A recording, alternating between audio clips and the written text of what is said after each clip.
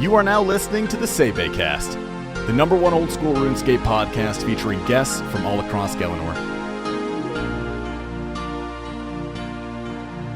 To support this podcast, visit the Patreon link in the description.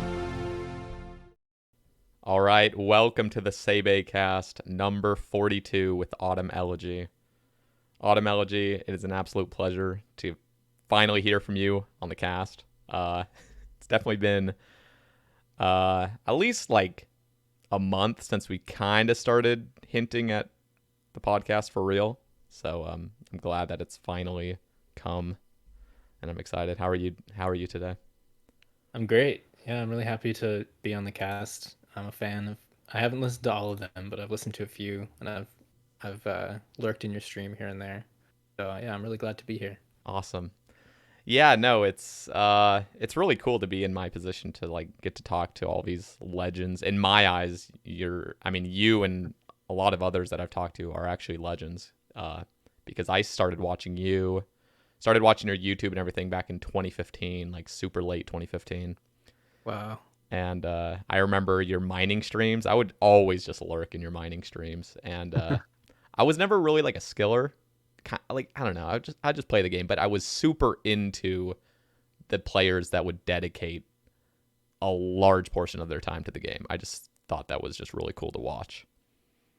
So yeah, that was kind of the heyday for me when I was streaming and playing by far the most. Yeah, no, it was cool. It was just like, it's so simple. It's kind of weird in a way because you're literally streaming one thing, just you mining over and over, but yeah, I don't know why people watched, honestly. It's like the I don't know what it is. It's like just watching the journey. It's just like watching somebody that's really dedicated towards something. It could be just a person staring at a wall, honestly, or like it really doesn't matter as long as they're like dedicated toward it. I think it's interesting to watch.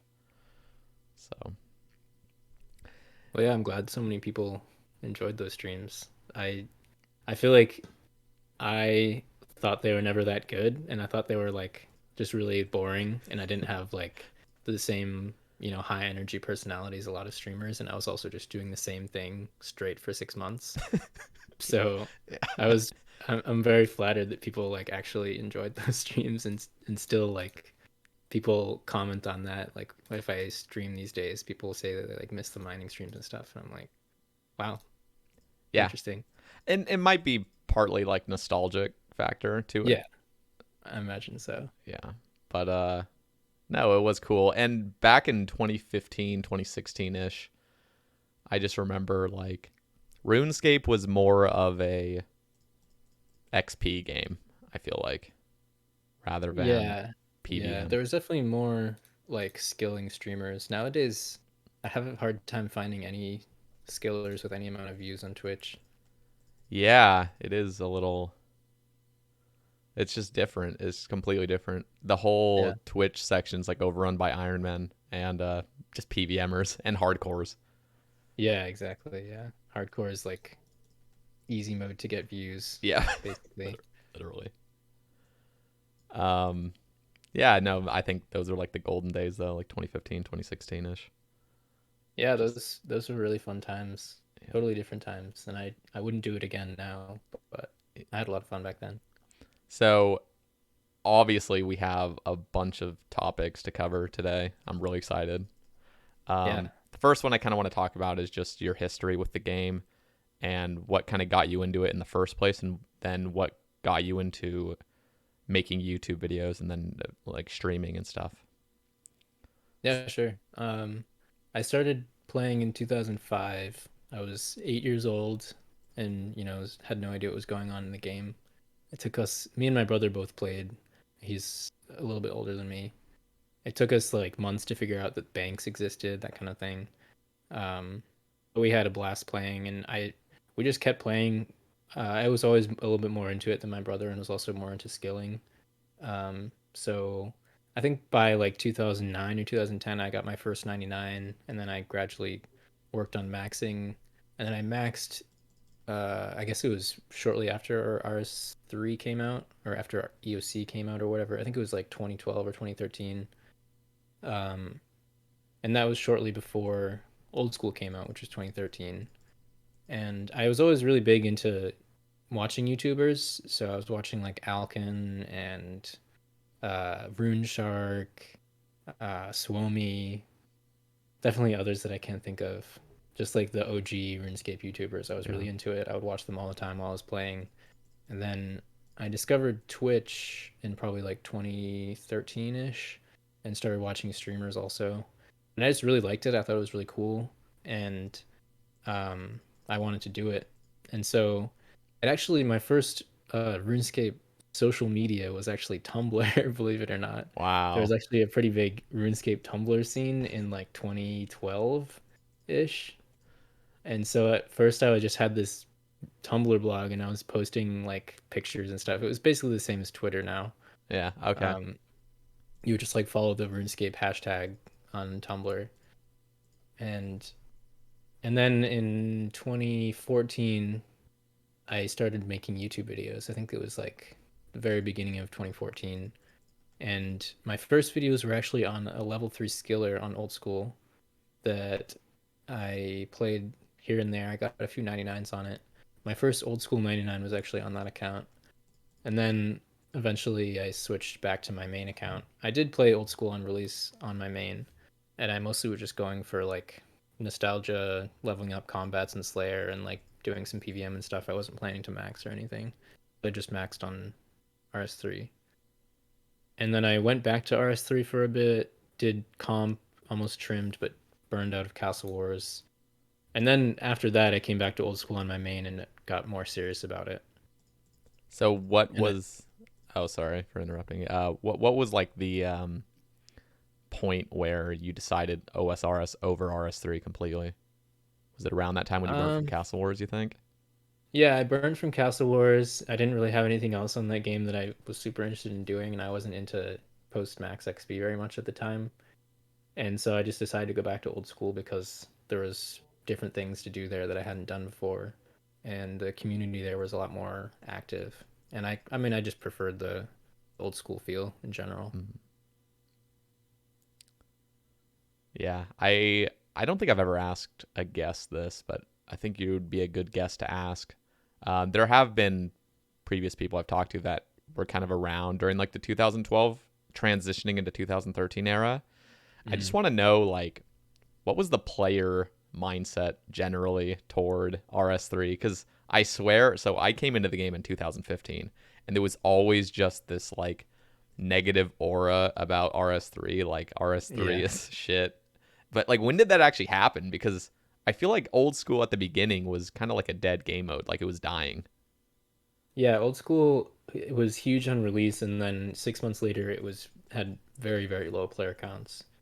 Um, as far as RS3, I remember when EOC was announced.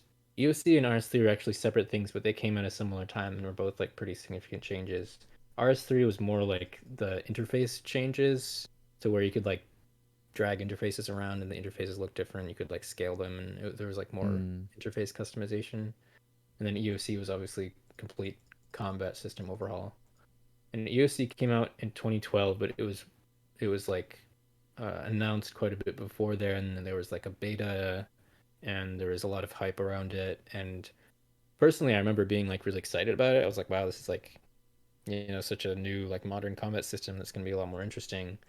And um, and then it came out, and everyone was unhappy with it because for one thing, it was kind of half baked.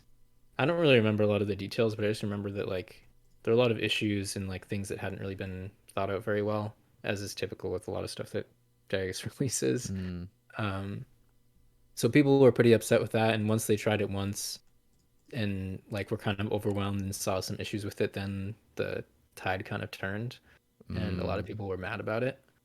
And like I remember being excited for the release and then logging in and trying some stuff, and it was like so different that it was just hard to recognize the game. Yeah. Like I went to go do my Slayer task and I was like, I have no fucking idea what's going on. And that's I think when things kind of turned. I mean, Jagex has never really had a good reputation with the players as far as I can remember.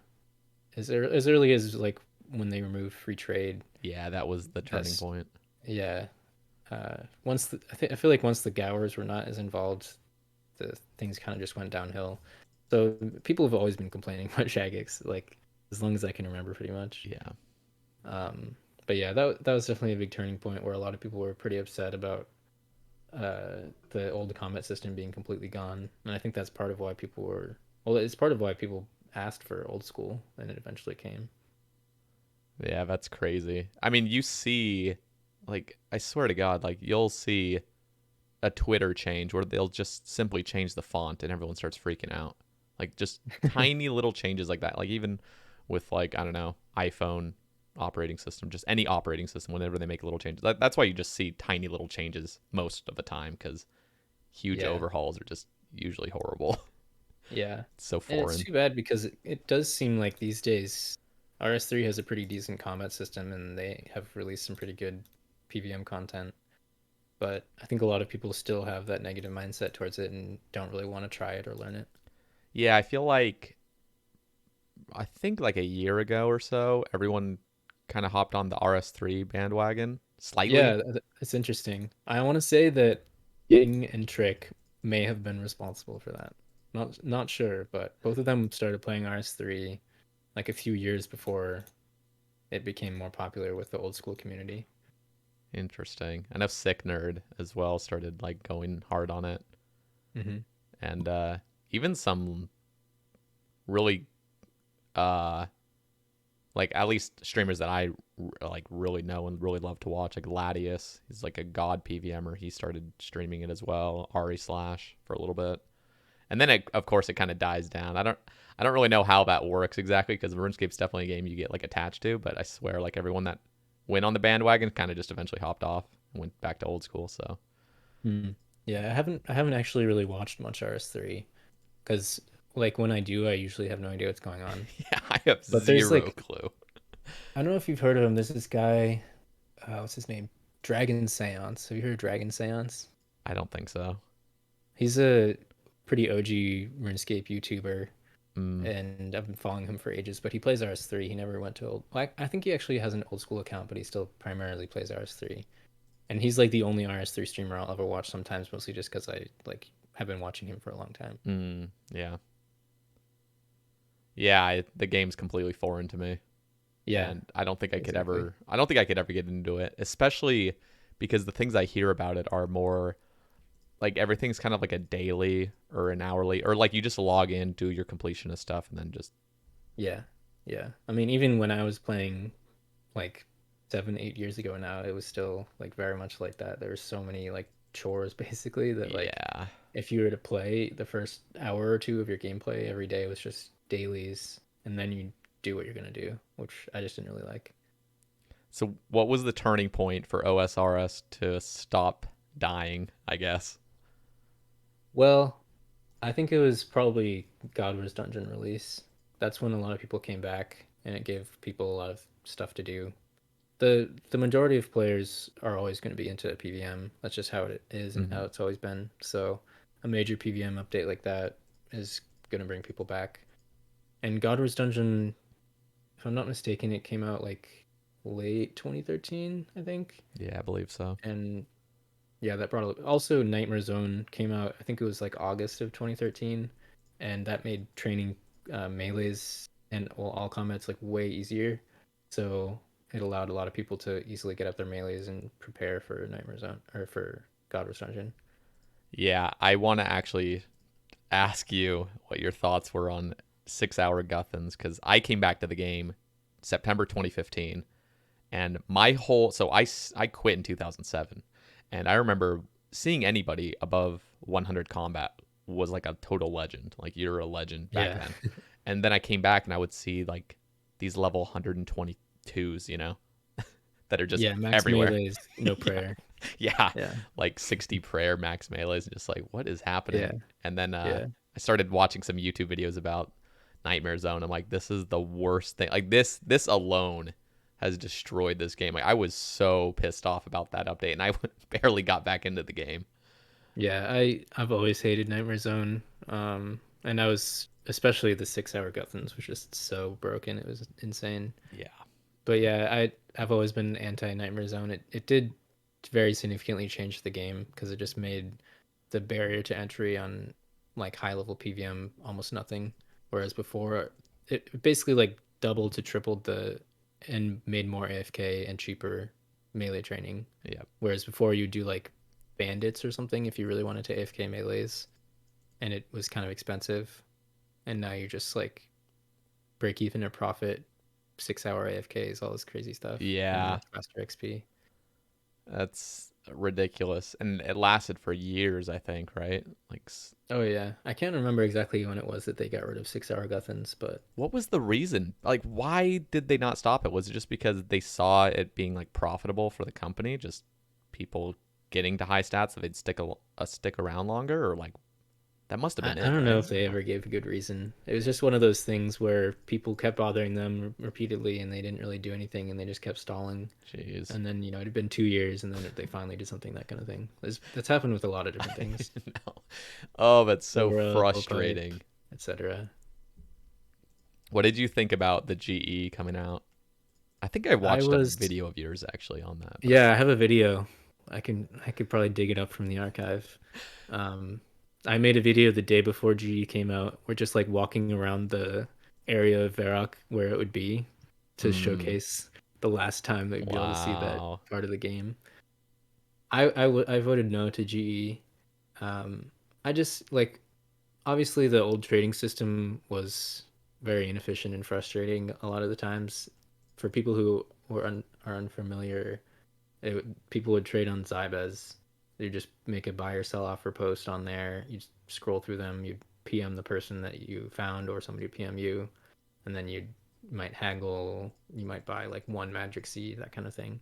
It was maybe slightly better than just camping on World Two G or World Two Varrock West, but Jeez. still it was a pain. Yeah.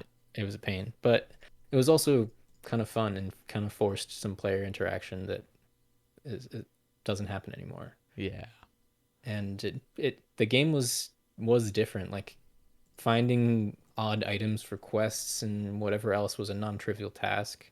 People would make money by collecting all of the items you need to do like RFD and then selling it to as a bulk single trade for like a few hundred K, even though the items would be worth like 20K if you bought them in the Yeah. GE. And there were fun things like that going on. I think that like I liked the old school feel of manual trading, even if it was frustrating. And Absolutely. No, I just thought it was a fun piece of the game. I completely agree. Back then, I was kind of sad because my roommate, I was doing sales in Las Vegas at the time, 2015, and my roommate Wow. introduced me to old school. And as soon as he said the GE was in it, I instantly just kind of like, I don't know, I was just disappointed. I was like, that's not really old school, like, Yeah, the GE feels very new school, like it's a yeah. very optimized, automated, uh, no player interaction type of thing. Yeah, the thing I really missed about like playing back in the day was bank sales. Just you get to Oh just yeah. stand, look at everybody's stuff, and just be like, wow, like this guy's like selling a bunch of like cool stuff. Yeah, And those were fun. if you see somebody selling anything now, you instantly know it's a scam because there's no reason to sell anything to anybody. Yeah, unless it's like a super high value item or something, Yeah, maybe. like above max cash maybe, but Yeah. Yeah, I uh mean, it used to be fun to just like go to Varrock West World 2 and just buy your barrow sets there, or I think there might have been some trading at Falador East also, but I'm not sure. It was mostly Varrock West. yeah, and I will just say like the Grand Exchange area just looks so depressing. I don't know what it is. It's It ginormous. needs it needs some decoration, It's Yeah. very gray. There's like, especially like early on. Now there's a little bit of things in the corners and stuff, but like, Yeah, yeah. oh my god, it just looks horrible. Everything's gray, and then Yeah. everyone's just centered around the middle of it. And buyable skills were pretty different, especially in like very early old school also. Like especially Herblore, it was just so difficult because you had to do so much buying and selling of all these weird items. And uh, a lot of the secondaries people just weren't collecting because there'd be like three people buying them. So the first people to get 99 Herblore, it was really an interesting feat of players working together more than just making potions. Wasn't Herblore like actually profitable. I mean, I don't actually It know. was, Correct me if I'm yeah. wrong. It was profitable beforehand, right? Yeah, it was because like the buying and selling was so cumbersome that a lot of people didn't want to do it, Mm, and a lot of people needed potions still. yeah. And also things like farming. The first player to get to normal farming, Etsk, he was buying magic seeds off of Sae Bae's trades while doing nature RC, and often the trades would be like 1 to 5 magic seeds at a time, and he was Jesus. constantly buying them. Like his whole life was centered around farming ticks. Like he would sleep between farming Oh ticks and like yeah. not miss any of them. I And so forgot he would about be that. online like all the time just buying magic and palm seeds. So, okay, I do remember the farming ticks were updated I mean, years ago now. It feels recent still, but he couldn't even hop worlds, right? Like people would have to come to him because if he hopped worlds, it would like kind of reset the farming Yeah, ticks, yeah, that correct? was a big part of it, is that people would always try to get him to like hop to their world, and he would be like, "No, I can't hop." That is so funny. Yeah, it was a different time. It did have a Absolutely. bit more old school feel then, I will say. Yeah. Yeah. No, I really wish I could play back then, although it did come with a lot of super tedious things, and I talked about it with I think it was Mr. Mammal a couple weeks ago, just about like the old interfaces where like if you wanted to fletch something, you had to always type in like nine Yeah. nine or something, or just like two numbers real quick and then click Yeah, enter. and they were so inconsistent because some of them would have a make all and some of them would only have make Yeah, X, that kind of thing.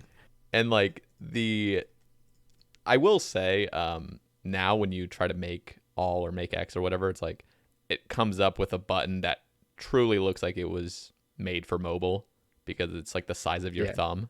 But Yeah. like it is a lot better than just this tiny little click box. I remember like at Blast Furnace, you'd have this tiny little section to click the make all thing, and it was kind of Yeah. obnoxious. Yeah.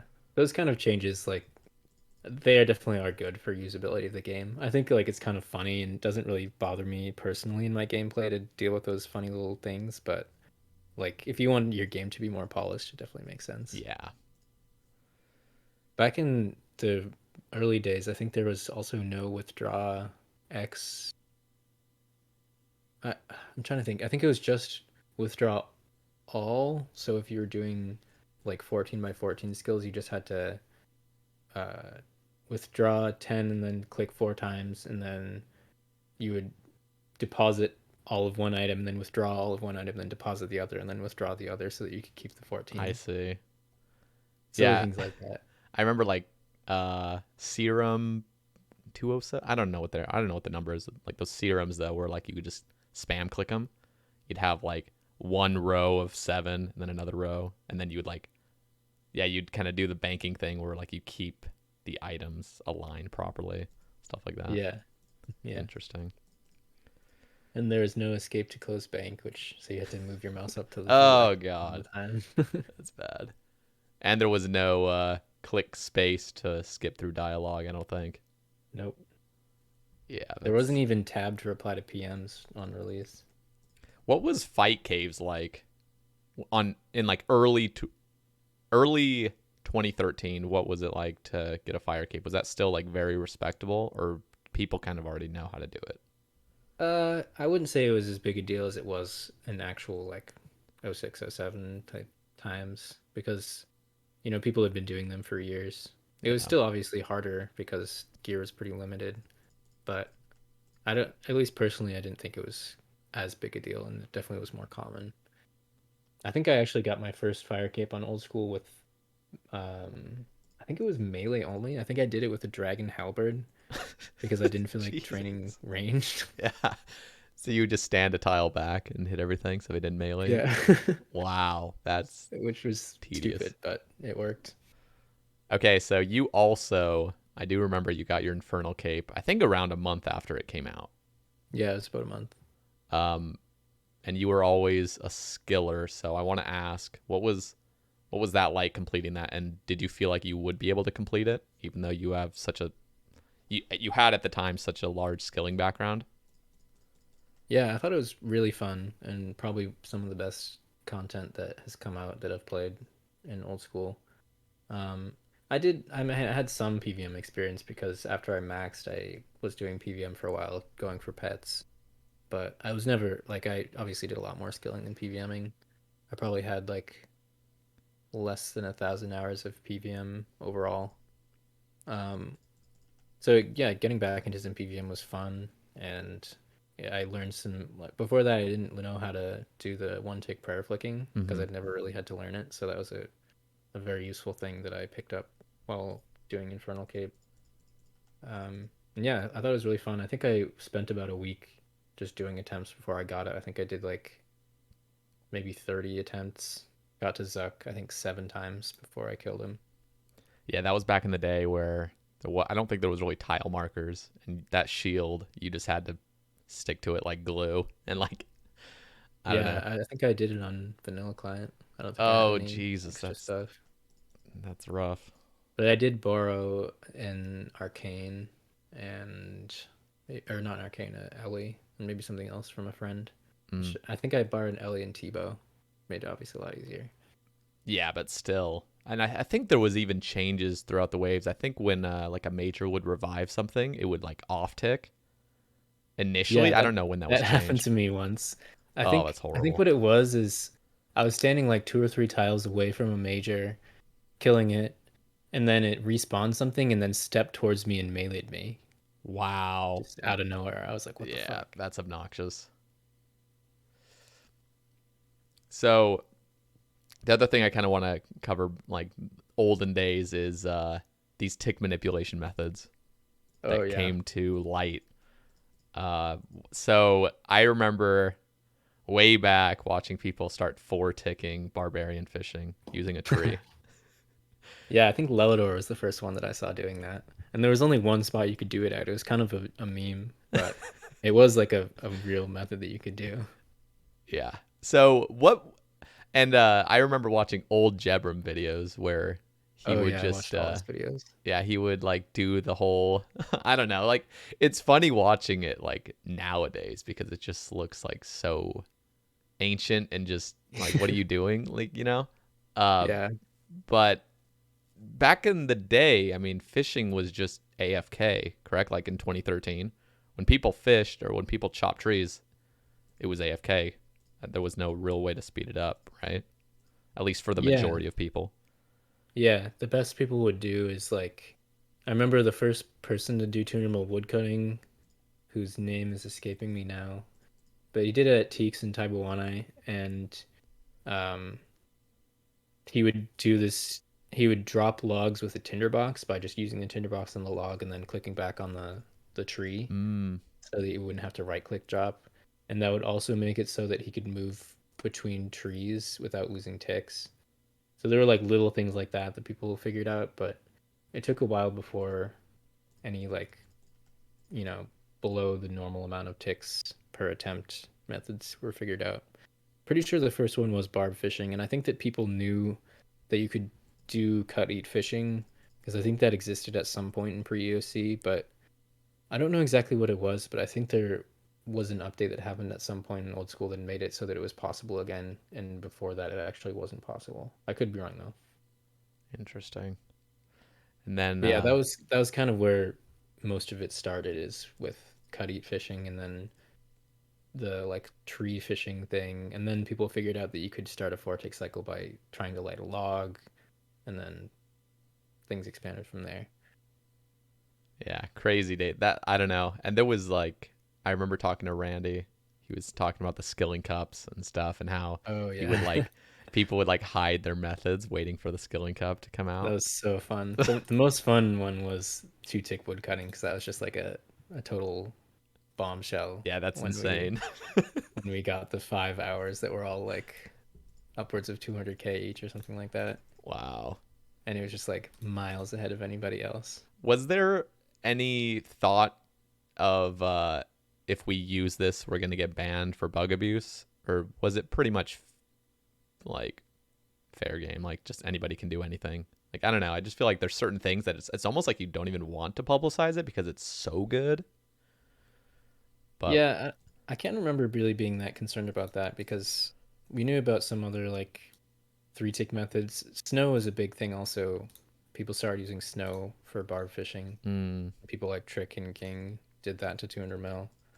But yeah, I don't really remember being super concerned about being banned. But with 2-tick woodcutting, there was a period of time where only like between 5 and 7 people knew about it, and those were the people in Hexus who were doing the hours for the Skilling Cup. One of whom was me, which I felt very honored to be on that exclusive list. That's awesome. I want to talk about the mining journey, and as well, I also want to talk about Acid Soul and how he motivated you to do that. So first off, I want to ask about how did 3-tick 4G come into fruition, I guess, and how did it become like what it is today as like the highest XP mining in the game? Who deserves the credit for it? I think the credit there does have to go to, well, let me think. So me and AJ were both doing post-max mining at the same time in uh, very early 2016, and uh, the method that, well, the method that people were doing for the Skilling Cup earlier, I guess in probably 2015, was using purple sweets, which obviously isn't tenable long term because of how expensive it is. So people were trying to come up with a method that was actually doable, that wouldn't break the bank. So the first method that people figured out was um, doing 4-tick between when you're moving between the rocks at 2S2G with fire making. So you'd drop a couple logs at each spot, try to light the log, and then move over, and then you'd save a tick over just moving normally.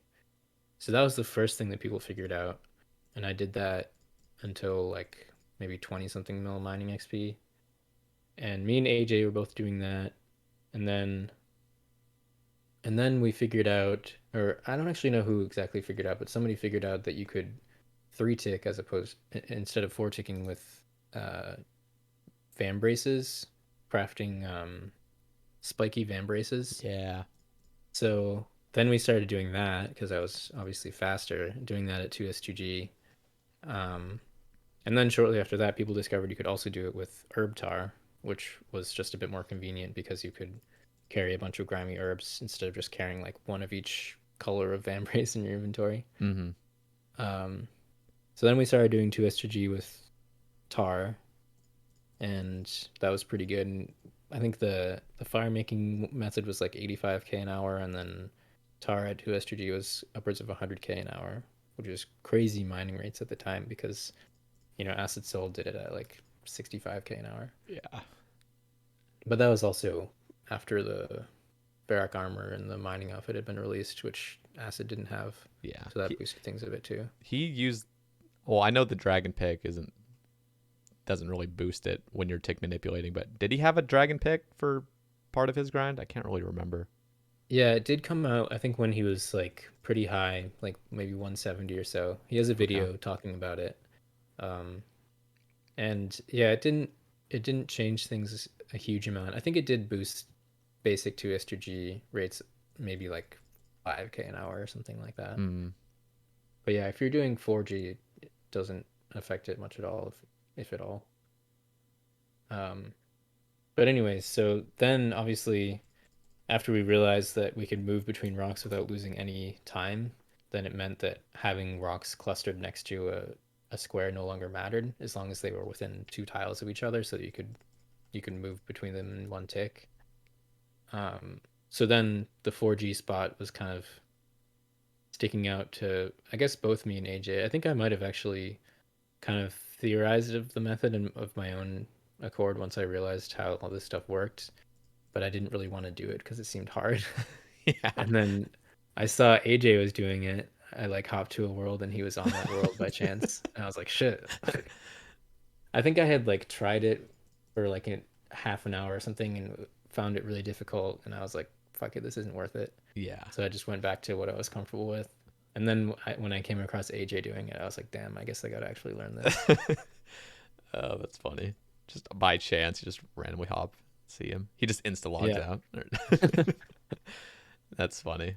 So, it's so funny because 3-tick 4G for players now, like high level players, it's pretty easy actually. And in fact, it's like very rhythmic, and compared to certain methods like 1.5 tick teaks and other things like that, it's actually pretty chill.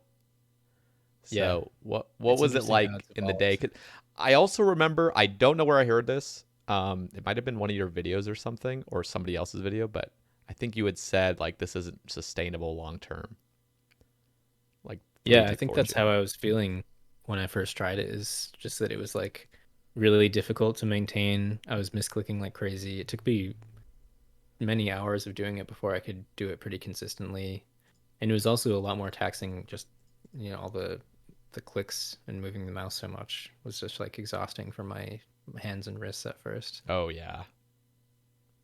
Yeah, no, it And yeah, definitely it is. was different then. Like obviously there was no shift dropping, so Yep. dropping with mouse keys or AHK. I'm trying to think what else. I remember for a while the camera shifting was still there as like the bot prevention measure where the Oh camera would yeah. randomly shift. So that just like So threw me tedious. off all the time because I was like having to click in pretty different locations on the game as it shifted. Um, I guess with RuneLight now you can even just like left click drop without having to use shift and stuff. Yeah, it's But pretty yeah, nice. it was different, and it was definitely more challenging than any of the other methods that existed at the time, anyways. Did you, during your grind, was it ever like public knowledge about having to drop both rocks the tick prior to get the double roll?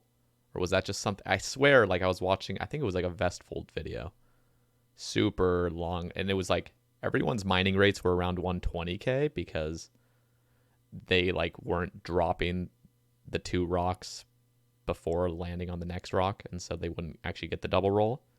So those are kind of like the rates, and then people started to realize. I just don't know when that was when people realized that you had to make sure you actually clicked the rock without any other thing interrupting it for a full tick. Yeah, I'm honestly not sure that I knew that. Yeah, no, because I mean, I didn't even know about that until probably 2018, 2019, probably. And even Yeah, then, I that didn't really understand why it wouldn't work. interesting. Yeah, I have kind of been curious, like how people are getting these 130 something 6 hours, because that didn't seem possible to me when I was doing it. Yeah, So that maybe that explains some of it. it was always I just don't think me or AJ knew about that.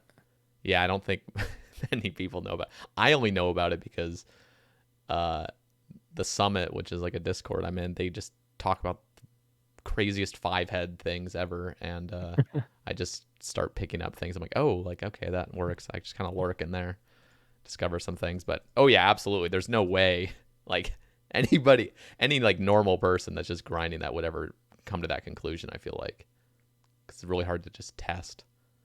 Yeah, for sure. And it would be almost like you would almost ask like, why are you even testing this? Like what was the reason why you'd even test it? But yeah, no, that's how I think max is like 133k like on average. Wow. Yeah, interesting. I guess this goes to show that I'm a bit out of touch with the member skilling meta these days. Yeah, no, and like because you were grinding back in 2016, this was just not even known at that time. So I was just Yeah, unless curious. AJ was keeping that secret from me or something. Yeah, who knows? So how was that? How was that race, by the way? It was so much fun. It was it was really intense. It was just me and him. We were both going pretty hard, What was and we rank both 3 at? Or no, sorry, who was rank? What was rank 4 at XP wise uh when you guys were racing? that's a good question. I mean, I think that rank 4 was probably Secret Dwarf, who was at like 90 something mil, and he had quit there. Hmm. So I think once both of us got past him, I think he stayed rank 4 for quite a while. There was like one other person, I think it was Acornia maybe, who was doing MLM, getting like really slow rates Yeah. compared to us, but just gradually grinding it. And I don't remember anybody else that was really doing significant consistent post XP. Yeah, that would But be. yeah, it was a lot of fun. Me and AJ, we would chat here and there, but mostly it was just, looking at each other's CML pages. And I was like, the whole time I was very slowly gaining on him. So I think at the beginning I was maybe like 30 mil behind him. And at one point I was like very, very close to passing him at like the 180 mil mark. And then Wow. he did a like 140 week, quit his job, and kept the Jesus. rank. The dedication. Yeah, it was crazy. That was like the big blow up because I was actually on track to pass him and get the rank too. Because I was grinding really hard for the last month. But and he had a job and I was off for the summer for the Yeah. last couple months of it. But yeah, he quit his job and then did that crazy week and kept his rank. That's insane. So did you see that he was like going really hard? Did you like try to push yourself or was it just out of reach? Uh, I was pushing myself, but yeah, it was out of reach. Like I couldn't play that much, and yeah, I was already going pretty hard, and Yeah. I would have had to just do hours that are inhuman to be able to pass them still. Um I this was actually a Twitter topic. We haven't even really touched Twitter yet, but somebody was asking about the polyphasic sleeping.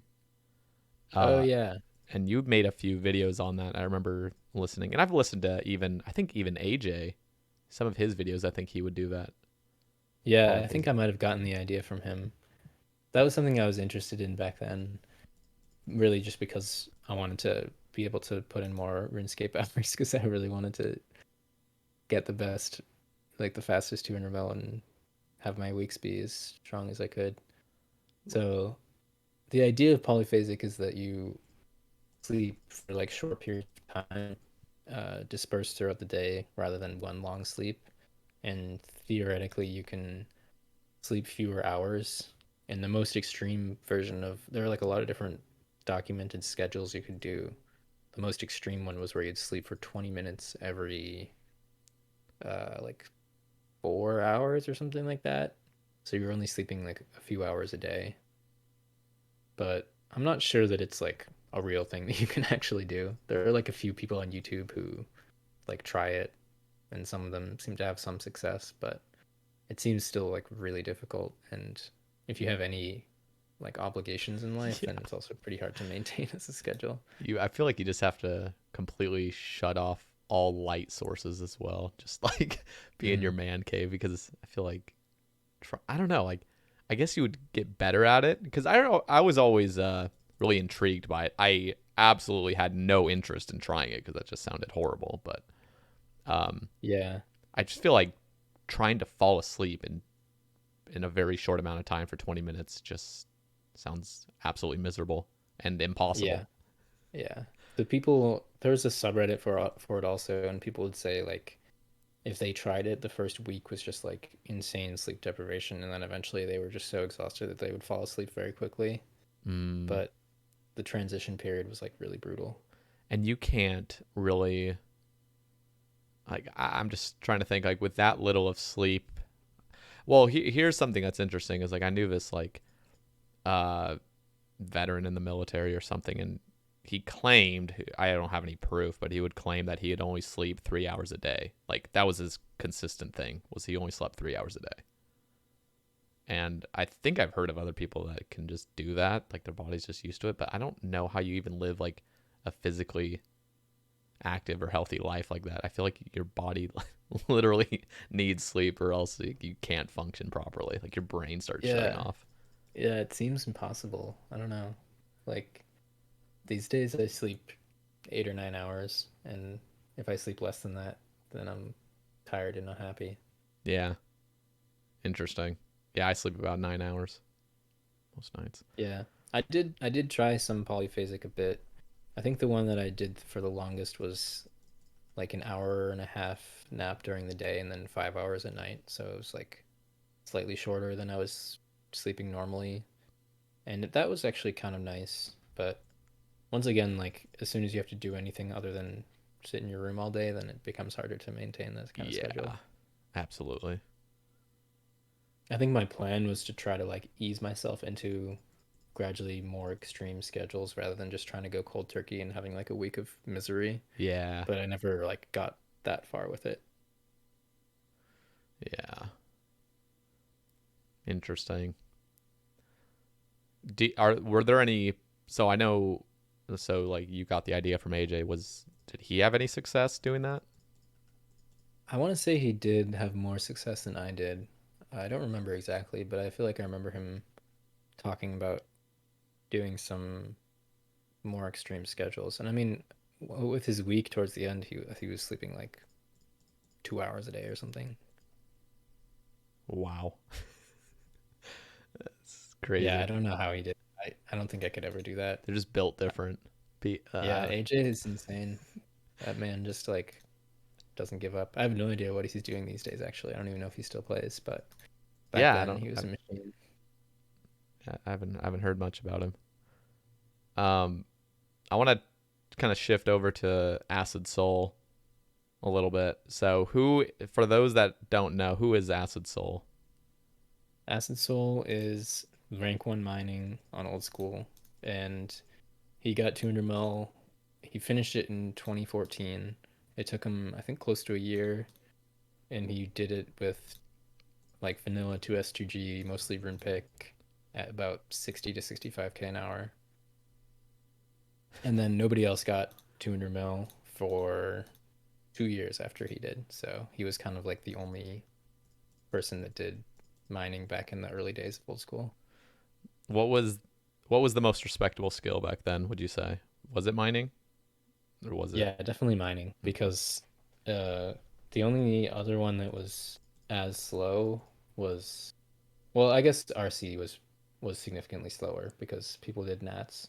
So RC was kind of in a different league, but it had the appeal of being profitable and not being quite as click intensive as mining. Was lavas just not something that people did back then? No, not at all. Lavas didn't happen for several years after old school. I'm trying to think what exactly. Partly it was the advent of GE, I think. But also there was an issue with binding necklaces. I think they used to have an odd number of charges, which made it a huge pain. And uh, and also I think that because people didn't play alts back then, people actually did rely on runecrafting nats to be able to afford maxing. So doing something like lavas was kind of out of the question because of that as well. Okay. But yeah, other than RC, mining was pretty much the most challenging skill, and also just didn't have a lot of appeal because there wasn't much profit there. Yeah, you And it just was just, sat there and just dropped everything. yeah, yeah. So in the early days of old school, just very few people were interested in doing that over all the other things you could be doing. And you had to bring. I just remember he would have water skins too, just like Yeah, the water amount skins of and quality of humidify. life we have. Crazy. So did you ever feel, so you going for 200 mil mining? Did you ever feel like you kind of wish you could have had what Acid Soul had, like those really shitty rates, or were you happy that you could kind of get it done twice as fast? Um, that's a good question. I do think that 4G is more fun than vanilla 2S2G because it's just got a bit more to it.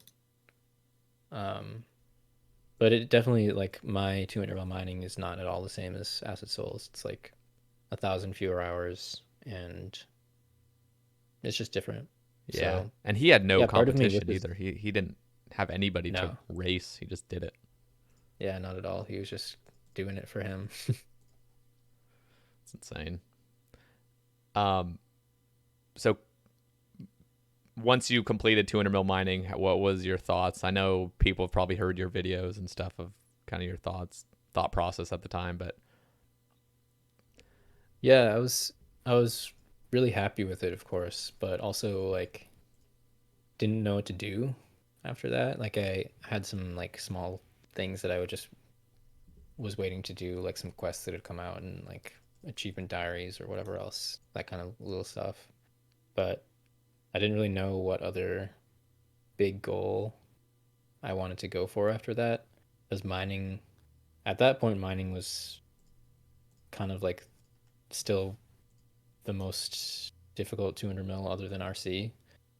And so that's why eventually I landed on doing RC, and I was doing it with lavas. Um, and it was slower. I think I was getting like 75k an hour. But it still just didn't feel as good. I think because there were more people that had done 200 mil and were going for it, so it didn't feel quite as like unique. I mean, if I had kept going, I could have still gotten a top 10 rank, which would have been pretty cool by today's standards. But at the time, I was like not as excited about that, I guess. And yeah, I guess after mining, nothing ever felt as exciting and interesting, and it was hard to find that motivation to do anything else as grindy. Yeah. So, do you feel like it was kind of about the rank? Almost, it was just kind of about like pioneering something. I feel like Yeah, that was yeah, kind of like the exactly. appeal. Yeah, it was just really cool to be doing something that like hadn't really been done other than by Acid Soul. Yeah. And also the competition with AJ definitely kept me going and like kept me from getting sidetracked at any point. Yeah, I think I don't know. The stars aligned to do that, but For sure. no, Yeah. I definitely feel like a lot of players, myself included, I really like prestigious goals, just something that like nobody's really done before. Yeah. Yeah, that's a big thing that appeals to me, and this is the type of thing that I look for in this game, is like doing something that few people or no people have done, like playing in a different way, going for a new grind. That's part of why I'm not as interested in pay to play anymore, is because it feels like everything's been done, you know? Yeah. Yeah, absolutely. There is obviously different modes and stuff, but for like mains, it's all been done multiple times. Every skill. Yeah. And Yeah, like every front page 200 mil is completely full and has been for a long time now, and pretty soon 4.6 is going to be front page too. yeah, like I think within like 6 months or a year, I think it'll be filled. Yeah. So pretty crazy. I know it is. It's nuts. Yeah, I remember Lynx Titan getting it, and I was like, Yeah, it was insane. I mean, Lynx Titan was just in another league. It was ridiculous when he came on the scene. so he was pretty well known in RS3, right? Like, Yeah, I think he was fairly well known. I hadn't heard of him because I was kind of out of the RS3, but out of the RS3 game at that point. he was like fully max in RS3, correct? Yeah, he was Forsberg 8. I think he had 200 mil all, and then he was playing old school on Lynx Titan as an alt. I think he was doing Nats Yeah, and then transferring the GP to RS3. And then once he maxed RS3, he switched over to old school as his main. absolute animal. And he was just doing insane hours, like 18 hours a day for months and months and months and months and months. So I've heard the argument that Vestfold could have been rank 1 if he just maintained what he was doing, but he burned out. You I'm not sure. again, like I didn't even play back then. It's just something I heard. Like he had a big lead, but he let it go. He did have a big lead. And so did Sick Nerd. Was it just the But intimidation? Like, oh god, Lynx, it's inevitable. yeah, I mean, Lynx was just like an unstoppable force. And he did eventually slow down, but this was years after Sick Nerd and Vest had Yeah. burned. Um, yeah, I mean, it's a toss up. Like it was years and years before anyone was going to get 200 mil at that point. So it easily could have been Sick Nerd or Vest if they had kept at it. But I still think that Lynx had the highest likelihood of getting it first. Yeah. I know Sae Bae started late as well. I think he's another person that people have said that he could have, if he had started on release. I know Lynx also didn't start on release either, but he could have had a chance of getting rank 1. That's what I heard. Yeah, But Sean again, Bay, he was going hard. the game gets devalued, so like of course he had faster rates for a lot of it. But Yeah. yeah, Yeah, I remember Lynx doing Hunter. That was one of the skills he did earlier on. and his hunter month was just insane. It was like over 500 hours, black chins, Oh my god. just Yeah. like he did it like it was nothing. Insane. That's unreal. Yeah, no, that was definitely like a more exciting time for skilling. I know you don't play the main anymore. We'll get into it of kind of what you do now and your outlook on the game, but do you feel like skilling will ever be the same now that top page is almost full and everything? Like, I don't know. I just feel like the golden days of skilling and stuff and achieving things at rank 1 are just over, and it's just Yeah, I personal mean, now.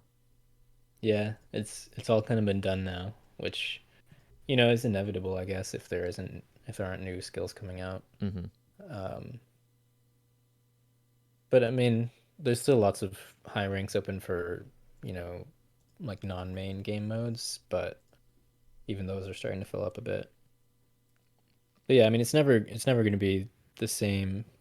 Like you can't just, start grinding before everybody else and get rank 1 the way Yeah. you could in the early days, but I'm sure there's still room for discovering new methods and that kind of thing, Yeah. beating the existing records, that kind of stuff.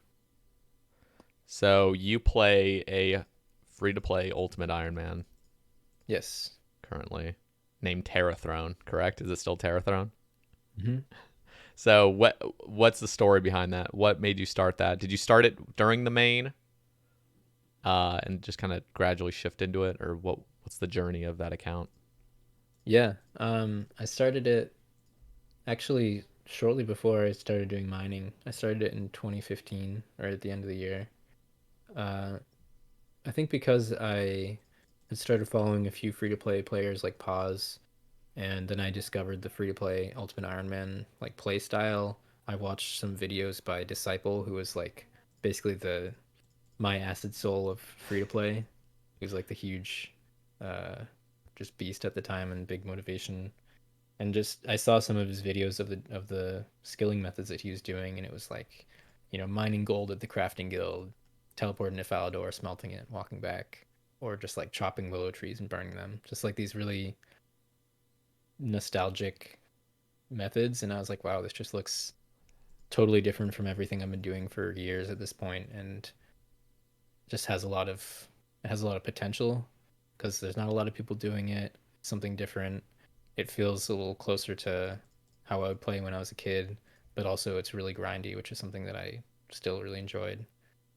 So kind of all the different pieces aligned there, and I just thought it looked really cool and wanted to try it. So I did. And then I was just training range because that was kind of the first thing to do. And then I started doing mining, and then I completely stopped it because I didn't want to play any other accounts. But the whole time I was doing mining, I was really looking forward to playing it again. Um, so once I finished mining, I got right back to it, and I was playing it side by side with my main for quite a while after that. And then I was doing that pretty consistently until I decided to stop playing in general, which was in 2017. And then I just stopped both accounts. And when I came back more casually, I decided to only play the free to play just because I wasn't as interested in main methods anymore. Okay. So 2017, you had decided that you were done with the game, pretty much, like Mm-hmm. at least for a hiatus for a long time. But what was the build up that finally uh, cracked or whatever? Like, what was the thing that finally just made you? Because you were also, I mean, you were a YouTuber, you were a Twitch streamer, and what made you just kind of put everything on hold? Was it just the game was? Yeah, I don't know. You can go into it. Yeah, yeah. There were a lot of things that had, been slowly building up. Like, as I mentioned earlier, I never found quite as much excitement for the game after mining. I was kind of just continuing the habit. I still enjoyed it for sure, but it wasn't quite as exciting as it was with mining. And I was training rune crafting for quite a long time. I was I think I stopped at like 110. So I'd gotten a good like 1,500 hours into RC with lavas, and I was just gradually chipping away at that. But I was just getting more and more discontent with the direction of the game, the direction of the community. I really hated that the shift towards alts was just becoming the standard for pay to play competitive skilling, and I never wanted to play alts and I didn't like it, and I was kind of falling behind because of that. And all of that kind of frustration and disinterest was slowly building up, and mostly what was keeping me going was just the habit of it and the enjoyment of streaming and that kind of thing. And then in late 2017, uh, my girlfriend at the time broke up with me, and we had been together for like 7 years. So we've been together since middle school. Wow. And so that was like a very, very significant thing in my life. Yeah. And at that point, it was such a big, shock to my whole system that I just decided to make changes in my life in general, um, to try to sort of start a new chapter. And part of that was I decided to put the game aside for a while, to just open up time for other things, because I just wasn't getting the same enjoyment and stuff out of it as I was in previous years, and it was taking up still just a huge amount of my time. So really, I just wanted to branch out and live IRL a little bit more, Yeah. and How put my was energy that? into other things. Because you also Um, got into fitness as well, which was something yeah. I'm So that was the assuming same pretty time I foreign got to you at the into. time. Yeah, yeah, it was. That was the same time that I got into lifting weights. Um, yeah, I mean, it was a big shift for sure. I I was working an internship at the time. It was like a 6 month full time thing. So I kind of just stopped playing in the evenings basically. I wasn't playing quite as much then as I did at certain times in college when I had more free time. But like I was no longer, clicking on nights on my phone while I was going to and from work and that kind of thing. I was just like chilling. Yeah. And I like played a few other games a little bit, and I got back into some hobbies that I had been into when I was younger, like piano and skateboarding. Um, and I kind of just was like trying to focus a bit more on making friends and being more social, because I like didn't have much of a social life, obviously, when I was playing RuneScape like 10 hours a day. Yeah. How I'm actually curious, how was that making friends? Because I feel like for a lot of people listening, I'm assuming in our 20s and with COVID especially. I mean, obviously it wasn't COVID at that time, but what were some of the things that you did to make friends in real life? Yeah, it's hard. Luckily, I was still in college then, so it's a bit easier when you are, That's true. you know, in classes and around a lot of people who are a similar age, similar interests and stuff. So I made some friends. I just made more of an effort to like talk to people And and maybe actually like hang out follow with them people. instead of making excuses. Like, I Yeah, think we all exactly. kind Yeah, of know. yeah, Rather just play RuneScape. yeah, exactly. In my first couple of years of college, I was super guilty of that. Like any Yeah. opportunities I had at making friends, I just blew it off, Yeah. which is something I deeply regret. Hmm. Um, but yeah, I mean, I did make some pretty good friends in my later years of college, some of whom I still talk to and hang out with.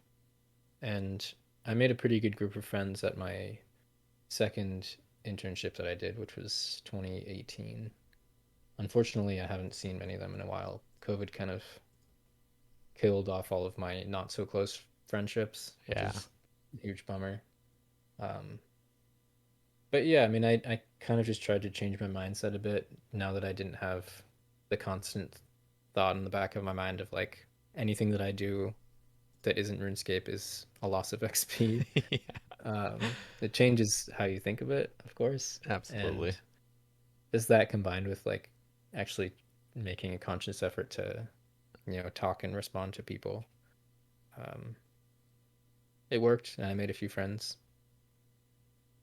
There was I think there's like shit, I'm kind of brain farting right now. I just had it. I'm losing it. Something about balance in RuneScape. There are players that can't even enjoy the game if they can't invest everything into it. Yeah, yeah, Um, I know that feeling very well because that was like, especially when I started coming back to the game a little bit, but still playing casually. Um, it's you can't play in the same way, and you can't find the same enjoyment in the game. It's different because a lot of the enjoyment when you're playing 10 plus hours is the ranks because actually playing that much kind of sucks.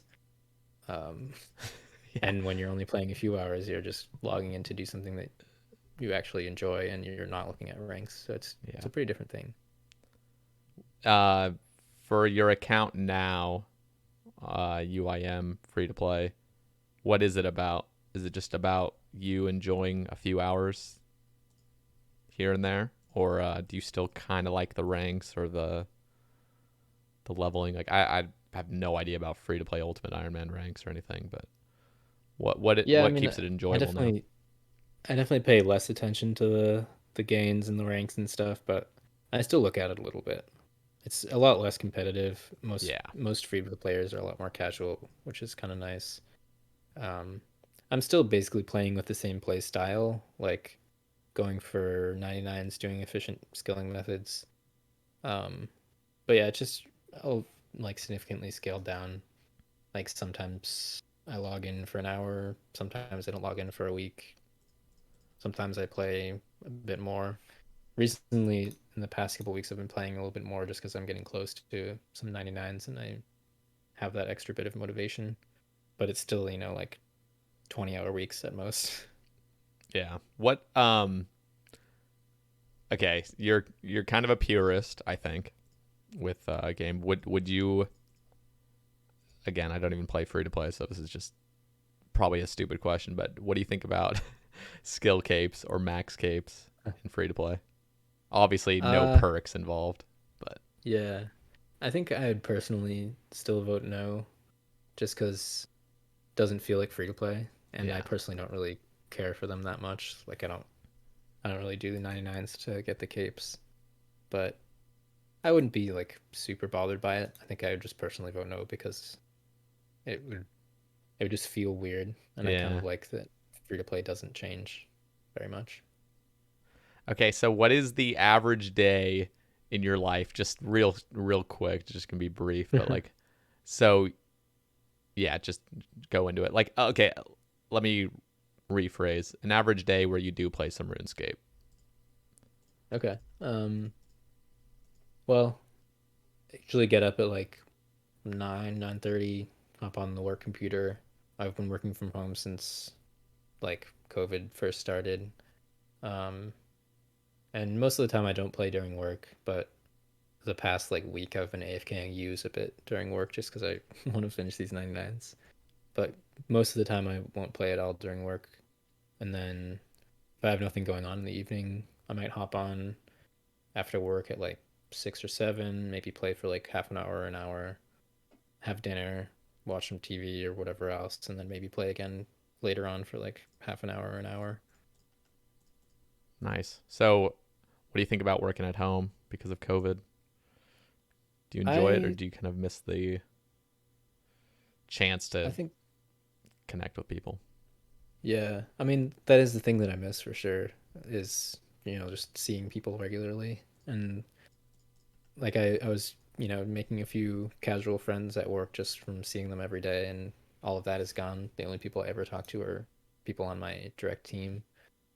Um, so I do kind of wish that I could go into the office. Well, I mean, I can go into the office right now, but not very many people do, so it kind of defeats the point. Yeah. Um, but other than that, I mean, it's super convenient. I don't have to commute. I don't have to like buy lunch. I don't have to um, be in the office when I'm not doing work. Um, and also these days I go to the gym and like in the middle of the day, I just leave home, go to the gym, come back, and that's fine. Like I can just work whenever. So the flexibility and the time saved from not having to commute is really nice. And I think going forward, even after, if there is an after COVID, I'm probably only going to end up going in like once a week at most. That's pretty nice, I guess. That's pretty chill. Yeah, I like it. My hope is that like there will be a day of the week where my team and maybe other teams are more likely to just go in like once in a while to get like actually talking to real human beings, Yeah. but still have the convenience most of the time.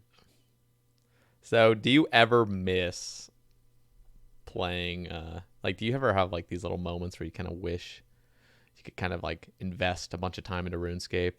I'm assuming those moments would pass if you even have them in the first place, but For sure. Yeah. I mean, I definitely have those thoughts. Like if I'm logging in the evening, playing for like an hour, sometimes I just get that like, that motivation in my head and like this is yeah. cool. I just want to like fucking go crazy on this shit. Yeah. And just pass all these casuals. But It's just funny because, like, I mean, I wasn't always a streamer or a YouTuber. I didn't always put in this many hours into the game, but I just remember working a job. I was working full time. I'd work at like this factory, and the entire day I'm just thinking of playing RuneScape. Like that's all I was thinking about. Just yeah, especially for me when I was in middle and high school, all day long at school I was just thinking about playing RuneScape, and I would like write things down in my notebook. I would like draw shit, that kind of thing. I was just so into the game, and like not being able to play it or even look at anything related to it at all for like 10 hours in the day. I was just like so pent up. That's just so funny. It's like, so I know it sounds weird to say like it's a blessing to have not played as much in my childhood. So I only played from ages 9 to 12 and then I quit. And so I got to enjoy a lot of like social life throughout middle school and high school for the most part. That's good. Even like the beginning of college and stuff. But like then, my roommate kind of got me into the game, and it kind of ignited something where I was just thinking about the game nonstop because everything was just so magical. Like I didn't know anything about the game, and so it was just like learning stuff. And then I made an Ironman, and then that was like just a whole learning process. I was just basically always had the wiki open, learning so many things. Yeah. It's so fun. I remember like I'd do the same thing when I was younger, just like trolling the wiki. It's like page after page after page, just absorbing everything. No, and that's but there's a balance to be had because like as soon as you have all the free time in the world, it's just not as I don't know, it just doesn't have the same feeling as like when you're it's forced very to different. do something else. Yeah, when you're waking up early in the morning and immediately logging on and playing all day long, it feels very, very different than when you're waking up, going to something you're not very interested in, staying there for 10 hours, and then coming home and playing. Oh my gosh, it's funny. I wonder, so I was listening to a podcast. It was more like of a scientific podcast. I think it was actually Lex Friedman. I don't know if you listened to him, but I haven't heard of him. He was interviewing a person that was talking about like kind of like addictions, and also talking about how people used to think, I guess doctors and stuff used to think there was like people with an addictive personality. Like that was what it was called, like an addictive personality. Whereas I guess what is now better known as just, I'm not a doctor, by the way. I'm just putting that out there. So don't take this as medical advice or anything. But like, I think it's more of a, honestly, I forget what they kind of said about it, but it's not like you're born with like an addictive personality or anything. It's just like things are addictive. Yeah, I'm trying to I shouldn't have even brought this up because now I'm just butchering it. I'm trying to think of what they said. No, I'm curious to know because I always had heard that like addictive personality rhetoric and kind of figured that I must have something like that. Yeah, I don't think it. You know what? I'll have to get back to you on it because I literally have the podcast. Like I listened to it a few weeks ago, so bring it up. But it was just interesting because I'm hearing these things where it's like I always just thought, oh, I have an addictive personality because I like these things, but really is just I think they kind of talk about it a little bit of just what you're dude, I'm ruining this, but it's like kind of just what you're focused on, and it can change. And I guess saying that, like, if you were to say you have an addictive personality, literally everybody has an addictive personality because everyone's human and everyone has these like attachments to certain things. Yeah, Just, yeah, for sure. some are just more well known, more like visible, I guess. Yeah, and some are more damaging also. Yes. Yeah. Yeah, it was interesting. But I just think, I don't know, like, I guess when I started streaming and stuff, I wanted to just being kind of like enslaved to like these factories, just working jobs I just didn't want to work, and having no actual, I don't know, not being able to like work my way through the company or anything. It's just kind of like a dead end job in a way. Like, that was just so depressing to me, and I really wanted to live more of a passionate life, like something that I really love. And Yeah, definitely. yeah, no, it's just interesting to, I don't know. I guess I just wanted to ask that question about if you still have those kind of feelings to play the game, because just like invest everything into it because of that. Totally. I don't know. But also another thing is that nowadays, oftentimes if I play for like 3 to 4 hours straight, then I start to get bored, which is something different than I used to. I used to just, I mean, it's all a habit thing. Like back then, I was just so much in the habit that I didn't really get bored because I always had things to entertain me. Yeah. And now I'm like kind of out of that. And the game is boring sometimes. Like there are a lot of things in this game that are so boring. Yeah. And I can only imagine free to play Ultimate. That is almost like you're almost capped at a certain amount of hours per day before it just gets like really tedious. At least with members, you got like, there is a lot of updates, especially since you've been gone. Yeah. From the main game. But no, absolutely, it gets boring. And like, I don't think I've ever been that kind of player to play for ranks exactly, as in like play on mobile. I never play on mobile. Like if I'm off my computer, I'm off my computer. Except for when I was maxing, I wanted to max by a certain date, so I was definitely cutting redwoods and stuff on my phone. But yeah, that's like the only time I would ever play on mobile is if I'm like AFKing use these days because I just want to get this shit done. yeah. But the actual gameplay is kind of miserable. It's definitely better on like a tablet. But clicking logs in my inventory on it's my horrible. tiny phone screen. I remember I was taking walks when I was maxing. I would like go on a walk or something for an hour or so.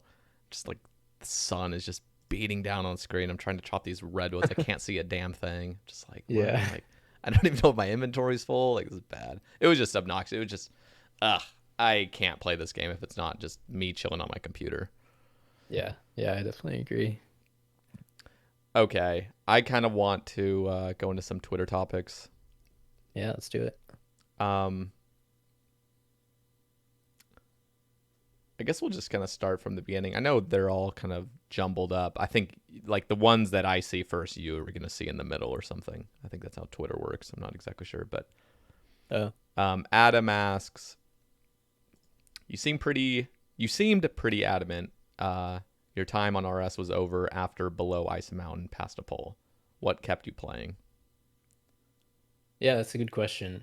I did tweet about it when they released the dev blog about Below Ice Mountain and like the specifics of all the different methods, and they sort of released some XP that we kind of extrapolated to rates that seemed much higher than a lot of the existing methods. And it was also that there were just so many things in there. There was combat, runecrafting, prayer, fishing, mining, and smithing. So it affected like more than half of the skills on free to play, specifically for Ironman. I don't think we were worried about regs so much, but for Ironman, it was gonna basically it seemed like it was gonna basically be the most efficient training for almost every skill, Yeah, it and it was just going to completely change the metagame. really did just seem like the new hub everyone would just go to, like this new ice Yeah, mountain, just everything's yeah, better. yeah. So I was obviously like worried about that. It had the potential to completely change my account, and none of the methods sounded super appealing. And also, I just don't really want to be doing completely new stuff. Part of the reason I like playing this account is because it's very like familiar classic RuneScape content. Yeah. Um, so after seeing that, it just didn't really feel like it was worth playing because it seemed pretty likely that all of this was going to happen and everything was going to change. And I wasn't really that invested in the game in the first place. I was just playing a couple hours here and there. So I was like, yeah, it doesn't seem worth it anymore. Like I'm not going to keep putting time into this if it's just going to completely change. Yeah. So once they announced that, I stopped playing, and I think I stopped playing for like 3 or 4 months or something. I don't know. I was taking a look at my graph on Temple, and there's like this slow upwards and then just a flat line for a while.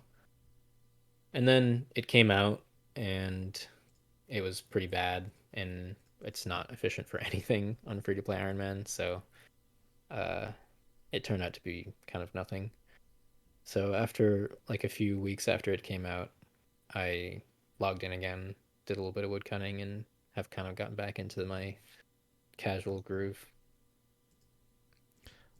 Um.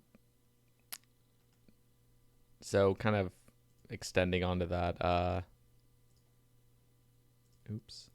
Tannerdino asks, what would be an update that would improve the free to play meta, or something that you would personally like to see? Because obviously the game, if nothing ever changes, if no meta's ever changed, it's kind of dull. But with RuneScape players, it's definitely a very, very fine line of what can be good for the game or Yeah, not. yeah. So what would you suggest? People have talked about adding fletching and or agility to free to play, and I think fletching could be kind of fun to have. I'm not a huge fan of free to play agility, but fletching could be kind of cool. I mean, it makes sense. You can craft a lot of the items that you would use in free to play, and they could still cap it at either maple or U bows if they wanted to add U bows to free to play. Um, so I think that would be kind of cool. It would be something new. They've done that in RS3. Um, I think it would be nice to also see the ice giant boss. It's kind of a logical progression there since there's the hill giant and the moss giant boss. And it'd be cool if they made an ice giant boss, gave it some good mechanics, and maybe made ice giants a possible contender for the efficient combat grind. Are those ogresses? Are those still like the meta? It's Yeah, I mean ogresses are kind of the obvious choice because their drop table is just off the charts compared to anything else in free to play. I guess that's one other thing I would probably do is nerf ogresses a bit, but at this point the damage has kind of already been done. But interestingly enough, their hill giants and moss giants aren't actually as bad as they would seem at first. Their drops are a lot worse, but the extra prayer XP that you get is pretty significant. And some like the runes from ogresses are almost overkill, and you could do some methods to save a lot of runes that aren't that much slower and get away with doing a lot of moss or hill giants for faster combat and faster prayer XP. So I heard Tanner was really wanting the Bryophyte's essence to be made free to play. What do you? Oh yeah, he has that in his Twitter name, doesn't he? He's got like, yeah, yeah, it's literally in his Twitter name. Uh, he's, I don't know, he's got a few thousand keys stacked up, and Yeah, he like, does. okay, first of He's all, killed so many. that is hill actually giants and moss stupid. giants. Like, it's just so funny because we have members Ironman most of the time that are trying to get their master clue item, their Bryophyte's essence, and it is just like the most hellish grind to just grind 100 keys. Like it's like brutal. and we have like max gear and everything. And then you see Tanner over here with like 5,000 keys that he hasn't even opened yet. Just like, Yeah, I don't he's understand. put so many hours into Hill Giants and Moss Giants. Oh god. I think I agree with him on that though. Yeah. I like the Bryophyta's staff is really not very good. It's not. It's not even worth using unless you have a Tome of Fire. So for Yeah. free-to-play regs, it's better to just use a fire staff. Is it really? Yeah, Okay, because this is a very negligible save. Isn't it like yeah, the 1 out price of of 20 or 5 something? fire runes is worth more than a 15th of a nature rune. So That is so funny. Oh my god. yeah, it's kind of dumb. So if they were to add it to free-to-play, I think they should maybe buff it a little bit too. Maybe like 1 in 10 instead of 1 in 15 chance or something. Yeah, absolutely. But it could be a cool item for free-to-play Ironman because nature runes are a lot more valuable for free-to-play Ironman. Like it would be worth using it. Yeah, because you could just And buy the fires. yeah, exactly. And GP is like unlimited pretty much. Wait, I guess you could buy Nats too, right? No, you can't. You can't buy Nats, Laws, Oh, or Cosmics. really? Yeah, so that makes things interesting. That's you can't. Whoa, wait, you can't buy laws. Nope, you have to get them from monster drops. Or Wow. random Okay, yeah. events. That's why is that? Wait, isn't I thought Aubrey sold all those? No, he only sells elementals and then body, chaos, death, mind. Wow, that's interesting. I never use him. I just assumed it was like the Magic Guild. Yeah, that's one of the things I really like about free to play is that You got to if work it for your weren't for that, teleports. yeah, you have to like grinding combats has a huge impact on training other skills because of teleports and superheats. So it's a really cool interaction between combats and smithing, crafting, and rune crafting. That's something I'm very much like an overall player for this game. Like I love PVM, I love skilling, I love clues and everything. And Hmm. the thing that really pisses me off is that Shopscape is such a big part of the game mode. Where Yeah, I really wish it was more Iron Man focused, where you gather your runes through rune crafting. I just yeah. I've been ruminating about making a no shops Iron Man. Maybe probably free to play still, but the reason I don't is because I don't really want to play two accounts and because in the long term the methods wouldn't be that different, but yeah. the idea of like having rune crafting actually be useful Yeah. and also if they added fletching you could use the bars that you smith and the logs that you chop to make arrows, which would be pretty cool. Yeah. I mean that's part of why Iron Man is fun is because the skills are actually useful and you're not just grinding them for the sake of it. Yep. So having more of that is cool.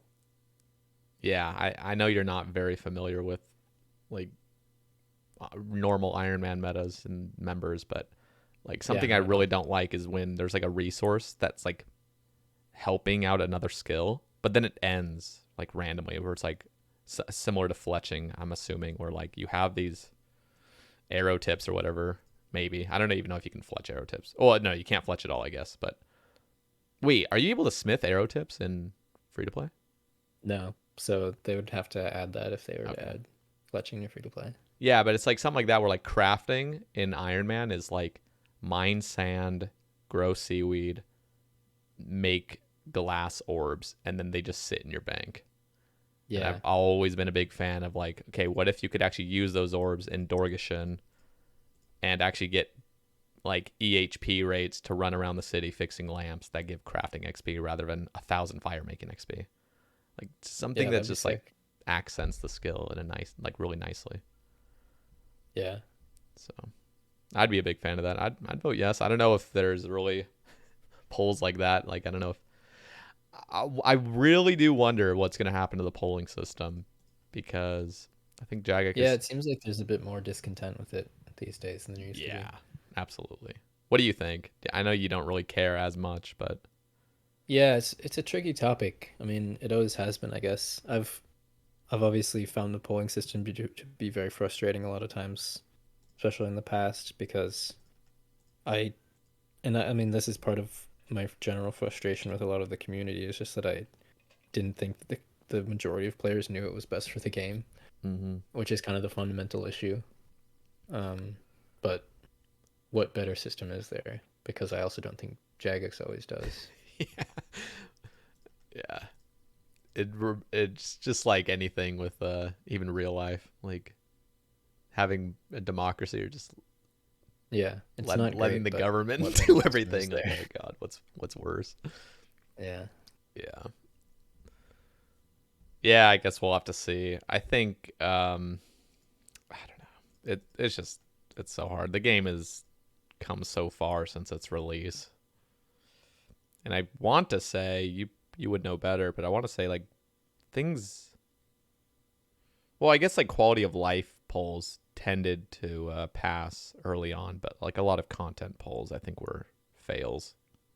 I could be mistaken, but Yeah, I mean, it was definitely a lot more common for things to fail. It seems like more recently, almost everything passes no matter what. yeah, yep. I still have a little bit of faith in the community based on like Boss Slayer. That was gonna be like a thing, and just crazy rewards from it, like a new Ring of Wealth that just shat out stuff, and so you the whole meta to making money would just be like barraging in the neck, but like barraging necreals or jellies in the catacombs off task, basically. Like Oh, wow. it was ridiculous seeing all that. Yeah, that sounds a little OP. Yeah, so we just literally scrapped it. I was like, thank God. Like there was some cool things to it, but yeah, I have a little bit of trust in the community still, so it's nice. Okay, Whale asks, you were the first dude I ever saw playing Boards of Canada on stream, which inspired me to just play whatever I want to. What have you been listening to lately? Hmm. That's interesting because I guess they're probably right, but I don't really listen to Boards of Canada that much. Um, but lately I've been I don't know, my music taste I think has become a little bit or like my interest in music in general has definitely decreased a bit since I have been playing less RS. And also I guess I don't know, just in the past like couple years it's been a bit different. Like I used to always be searching for new music and discovering new stuff, and I think that the progression of my music taste has been a lot slower. But I Mm, still listen to a lot of the same old stuff that I used to. Um, I've been into I used to only be into more like chill, like semi-ambient type of techno, and these days I've been listening to more like classic techno and some like higher BPM techno, which has been fun.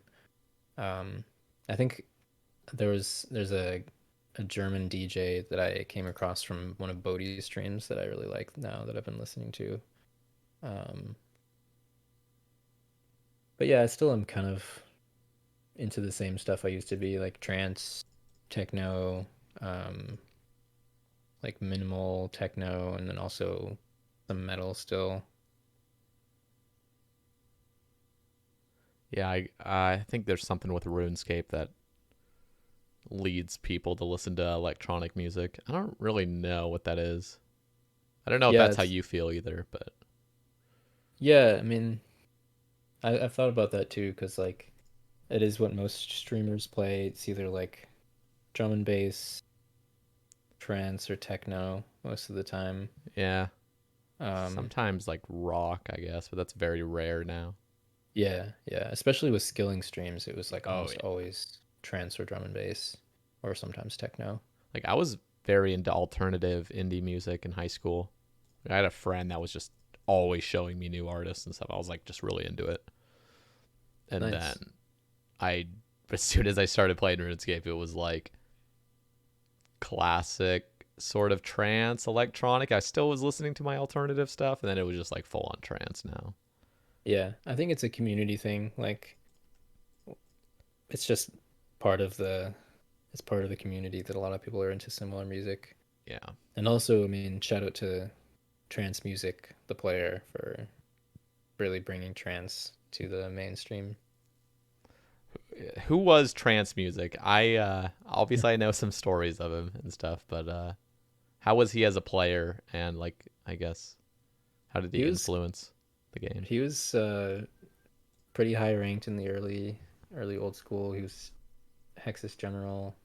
Um, Pretty chill guy. He made some YouTube videos. He was always a bit more like sarcastic and put on the front of like not taking things as seriously, but also was doing like insane records and stuff and was very high ranked.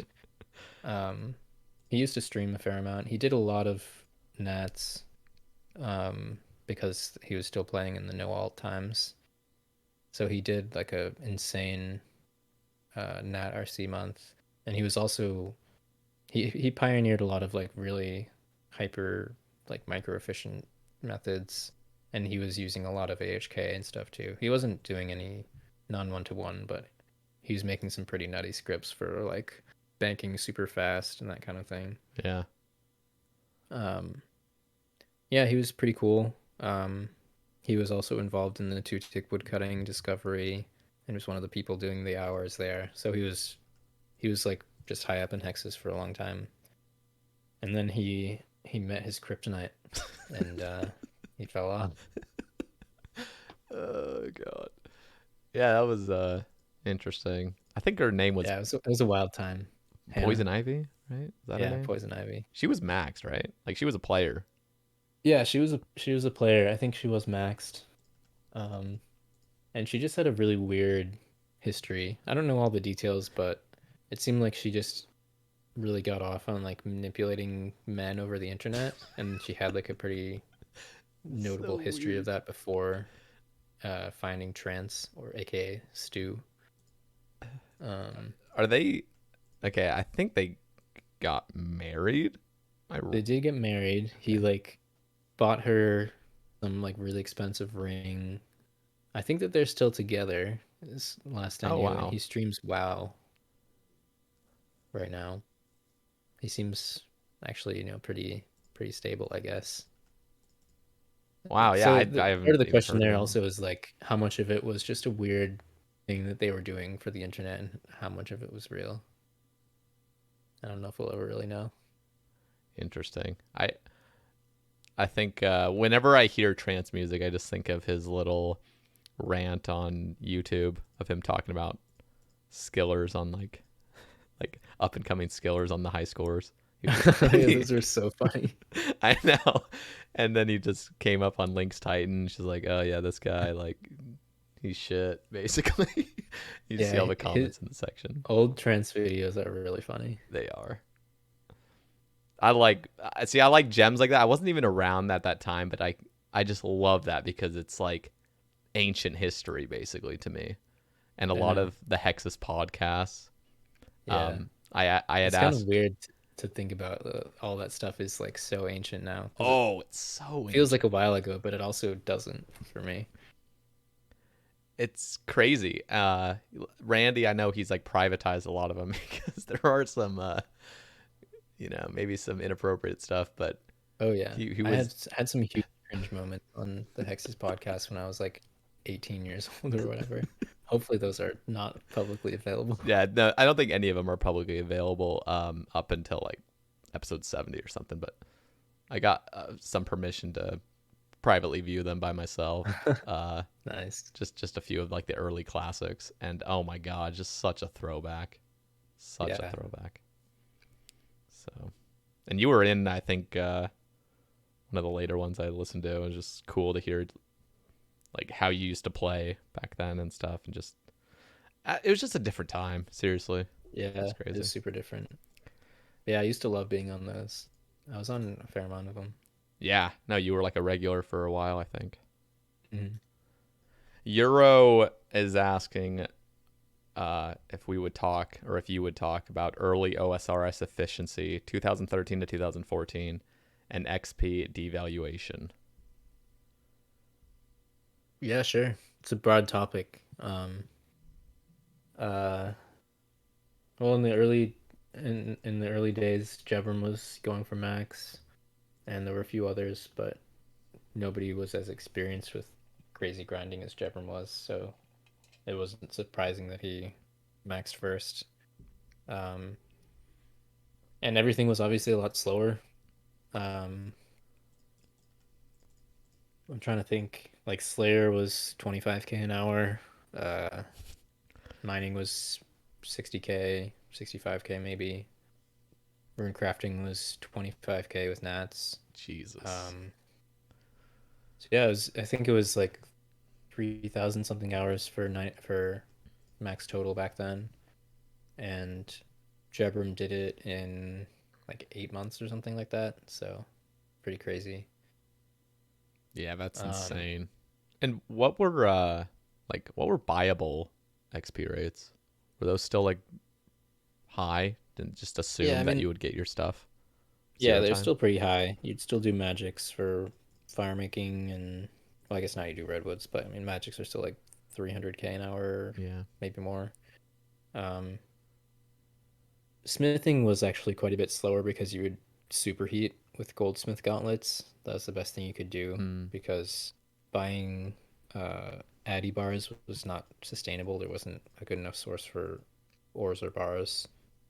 Um, and crafting, most people would do battle staves, but you would do dehyde if you could. It just was hard to buy high amounts of dehyde. Mm. Um, prayer was about the same. Bones on the altar. And you could Um, one tick them? Oh, I guess you had to right click, but everyone would just use AHK, right? yeah, yeah. I'm pretty sure you could one tick them on release. You just had to do the right clicks. Yeah. Yeah.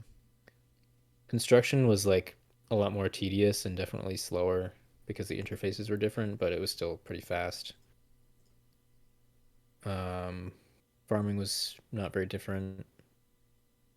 Herblore was obviously a pain to get the supplies. That was the main issue, but the actual training was similar. Cooking was always easy. Yeah. The cooking cape was always. I don't think that'll Hmm. ever be changed. Cooking cape. It's your first 99. It's just. Well, except for Iron Man. That's fire making cape now, I guess. But. Yeah, Chirtad has really solidified that. Wait, you were playing around Winter Todd.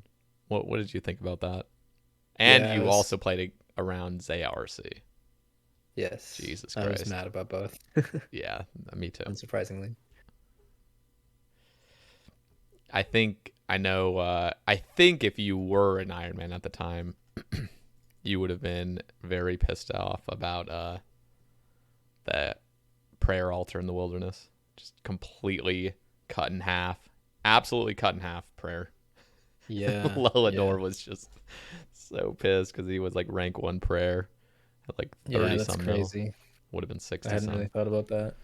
Yeah, Yeah, I just mean, I remember people doing like pest control for prayer also, especially ultimates would do pest control, I yep. think. Other than that, it was just like green drags Yep. forever. Yeah, literally. It's crazy how easy prayer is now. It's actually insane. I don't know if you've even seen, but there's like ashes now that drop from like Necreals, Abyssal Demons, and stuff that Yeah, give. that must change it a lot. Oh, it's insane. And now there's like an ash scatterer that just scatters it for you. So like all those tasks, and, Whoa. and you can also bank it and get 3 times the XP. Hmm. It's crazy. It's so easy. It used to be like one of the most respectable skills for irons. That's just, and it. I don't even know how long it takes on Ultimate Iron Man to get 99 prayer. What is that? What's the XP rate for that? Like EHP? On free to play? Yeah, Ultimate. Yeah, I guess it it's wouldn't matter if it's Iron Man or Ultimate, would it? yeah. I mean, the fastest XP is Boneyard, which is uh doing it just normal hopping. I think is like 11K XP an hour, and there's a new method that Tanner figured out called double hopping, where you have Yeah, two clients open and you can shorten the hopping time. that And I seems think that obnoxious. Wait, have you tried yeah, that by the way? no, I haven't tried it yet, but I'm planning to try it out once I'm done with woodcutting and fire making on my ultimate. See what it's like, because it does seem like it has the potential to increase prayer by almost 50%, which is Wow. a pretty big deal. Yeah, But also you get passive prayer XP from killing monsters that drop big bones, especially. So that's true. if you can stand it, then it's more efficient to do, like 100 and something mil combat XP on hill giants or moss giants, and you get 0 time 99 prayer. Yeah, crazy. Just at least we still have like that kind of. We still have that game mode, like if Yeah, for the exactly. for the crazy people that love those like super slow XP rates. Yeah, that's one of the reasons I really enjoy free to play Ironman is because there still are skills like that that are just so slow and grindy, even just for 99. Yeah, and that's what's cool is like you get a 99 and it's like that basically is a 200 mil in like the main game. Yeah, yeah. I mean, 99 rune crafting takes, I think it must be slower than any 200 mil on pay to play at this point. Yeah, it has to. I think the slowest now is room crafting in the main game, which is I don't even know. I guess if it was main, I think. Well, I guess I'm thinking of Ironman. I don't even know because Agility used to be the slowest. Now it's Sepulchre's pretty fast. But Yeah, I guess I'm trying to EHP think. rates rune crafting's actually really fast now. But Yeah, with runners you get like over 200k or something. It probably still is agility, but agility is like 100k an hour at Sepulchre, isn't it? yeah, it's some dude did a 30-hour 102 or 103k average. Damn, that's crazy. That's insane. So yeah, the slowest 200 mil is still under 2k hours then. Did you ever hear of a player? I think you've heard of him. In fact, I want to say you almost made a video of him. Kepi42. Yes, Yeah, he's an interesting one. I don't know anything about him like personally, but me I know neither. he was playing Ultimate Iron Man. He did 200 mil agility, and then he was going for 200 mil crafting on Trana with Yes, glass blowing, which is like I don't even know the rate, but it was very dude, slow. it's like less than 20k. I think. Yeah, I remember yeah, looking at he's an interesting one. yeah, I remember looking at his account. He's for those listening, he is rank 1 agility for irons too, not just ultimates. Right. Yeah. He just rushed that, and then I saw him. He was actually one of my inspirations because initially I was intrigued to go for a 200 mil on my Iron Man, which was going to be crafting because I really loved it. I really was not. I think anybody going for their first 200 mil doesn't really fully understand the extent of like what you're planning on doing. Oh yeah. If you do, then you'll quit. It's better not to. And no, but I was like kind of tempted. But I remember Kepi 42 on the high scores. I was like, wow, like this guy's done this for this many hours, you know, if he's doing it like the efficient way. And then I looked and he hasn't even done lunars because he's literally 42 combat. Yeah. And I was like, wait, what is he doing then? And people told me he's getting like 20k XP an hour or something on Toronto. I'm like, no. Like, oh my God, this dude's insane. And then it was around that time where he just stopped gaining XP and he just left. Like, I don't know what happened to him. Yeah. I wonder if Just he stopped. was friendly with anyone. I wonder if anyone was talking to him. Yeah, I have Knew what no was going idea. on. But yeah, I mean, I'm assuming you've heard of MinLvlSkilla also. Yes, I watch Kind of a like lot of pause YouTube videos. yeah. Talks about him. His account is probably the craziest account in the game, in my opinion. Is he go? I think I heard that he's going for 25 mil rune crafting, or Yeah, from what I've heard, that's his goal. and that's 10,000 hours of 10,000 hours. Dear God, yeah, 2.5k XP an hour. That's Mm-hmm. like God damn. Yeah, I don't know how he does it. He's a machine. Yeah, that's actually insane. What would you say are like? I don't even know what to ask. Just there are so many goats in this game that are just absolute beasts. He's one of them. Yeah. I have no clue like actually about him. Is he social? Or does he? He's always in the W385 clan chat. So, Mm. and I think he might even keep his PMs on. I think he's pretty accessible. Oh, okay. I haven't talked to him in a while, but he doesn't. I don't think he'll like reach out to you, but I think he'll respond if you talk to him. Yeah. Interesting. Crazy stuff to like not burn and to just continue that, which is Yeah, that's the thing is like, he's like one of the few living legends of old school. Most of them have quit.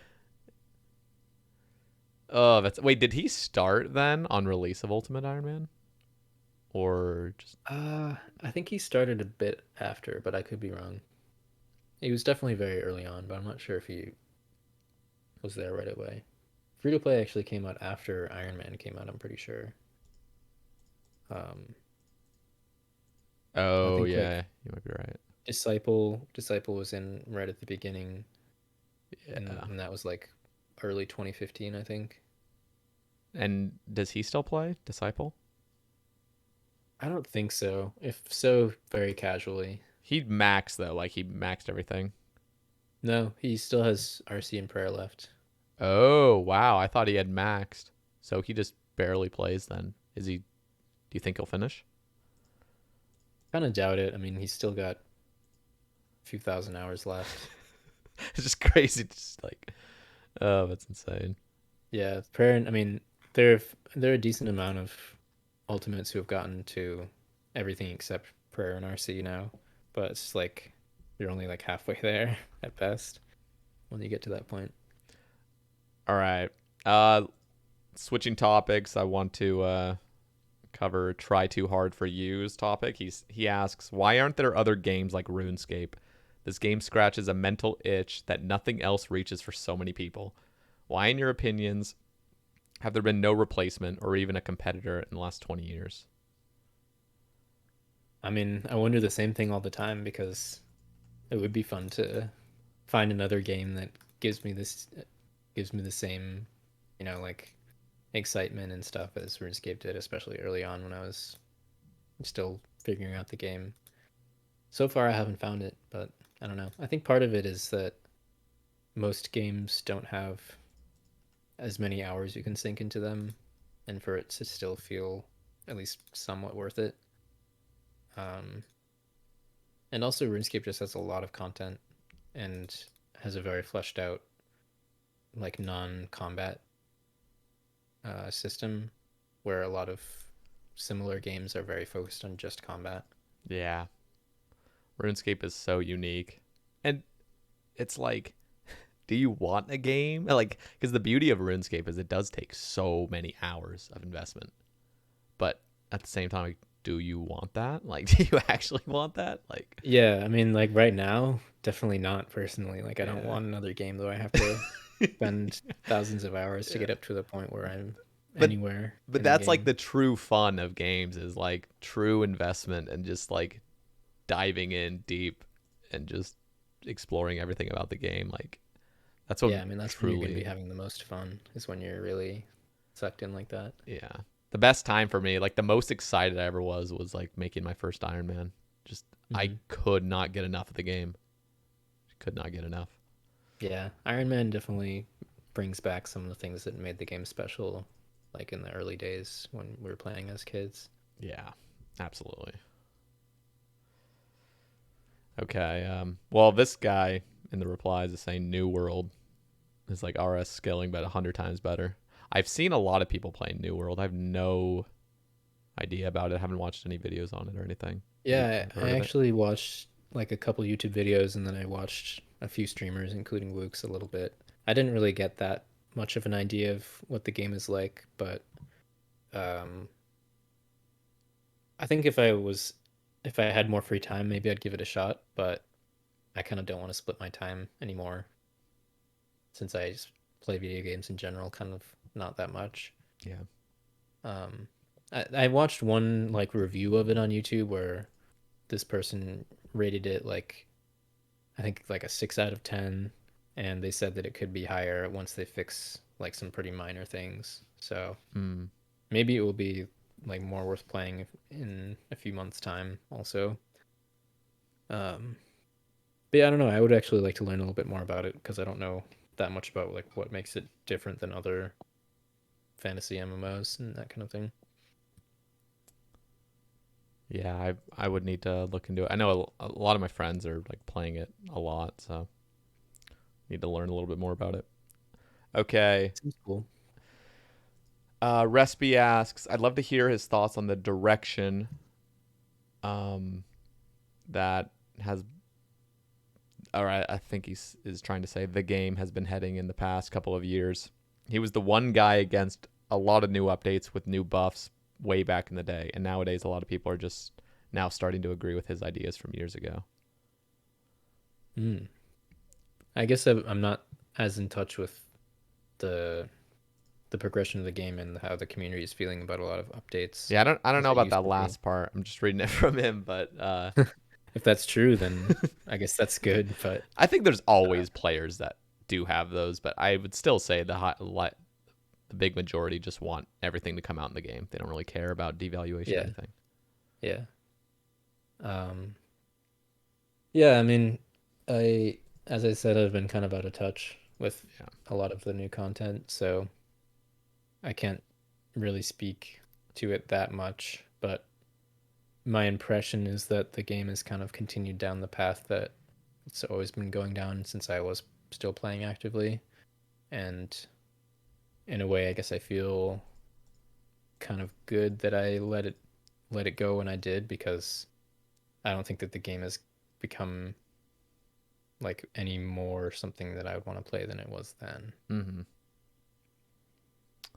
Do you think, this is my own question, is do you think there would ever be an old school version, like the old school, that could come out that would be appealing? Or do you think that time is just I don't know. past? I mean, people have been asking for that both jokingly and seriously for a fair amount of time at this point. What about But you? You think you'd like that? Some uh like 2004, 2005, just some like crazy like old version that's just yeah, I think won't if get they did updated. like a if they did one that was even older than 2007, I would certainly give it a shot.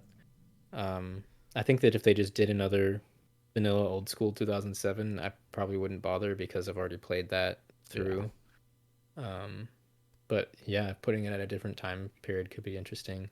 I've considered making like how Rigando made a 2005 Ironman. That kind of Yeah. thing seems pretty fun.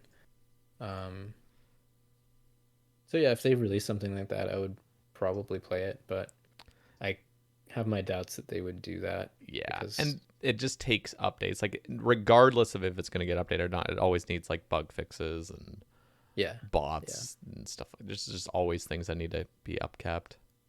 What yeah, would and it's just further dividing the community, which yeah. I kind of doubt they want to do anymore. What would you think about a league? So I mentioned this probably a year and a half ago or so. Actually, probably honestly 2 years ago at this point, because I think Twisted League was kind of what I was thinking of when they were coming out with the idea for leagues. And what would you think of a vanilla league? Like for a month or two, it's just like a reset. So it's like you're all mains and you're all just back in 2007, basically, with like everything that was out in 2013, like February 2013 of old school, and just like you get to just kind of like relive nostalgia, I guess, for a month or two. I don't know if you've even touched leagues ever. I haven't, but Yeah, I know enough I about haven't it. played any of the leagues. It does seem like it would be something that would be fun, but the reason that I haven't played leagues is because it's temporary, and like one of the Exactly. things I like the most about RuneScape is that you don't lose progress. Yep. So I I don't know. think I would Uh, actually put any grinding into it. I maybe would just log on to like mess around. I know. There's I don't know. And I mean, we get older as people, and our interests kind of change and stuff. I just don't feel like a game could ever be as appealing as when you're a child or when you're like a Oh teenager, yeah, So, absolutely. all right. Nasty is asking goals for the free to play Ultimate Iron Man after 99 woodcutting and fire making. I think I'm gonna do a little bit of hopping around before I get into another long grind. So I'm gonna round off a few skills. Gonna do a little bit of rune crafting. Maybe try out some of this double hop boneyard prayer training and see what that looks like. I'm thinking of doing some beginner clues and going for the 600 beginner clues for the emote unlock and the collection log. And I might also do some Castle Wars and go for at least the gold boots since they're best in slot, and maybe I would go for 800 tickets for the collection log. What actually is max collection log on free to play? Is there a number that? I want to say it's like 86 or 87 now, something like that. And I'm assuming plenty of people already have it. I don't think that many actually do. There probably are at least a few people who do, but a lot of people don't have the stale baguette, which is you know, purely luck and can take forever if you're unlucky. Um, Yeah, I've been playing it's this game for. I made a Reddit post and everyone is talking about how much I've played on this account, and I've only had one stale baguette in 600 days on this account. So there yeah, you it's go. crazy. You know, I haven't gotten one yet. yeah, it's Um, pretty rare.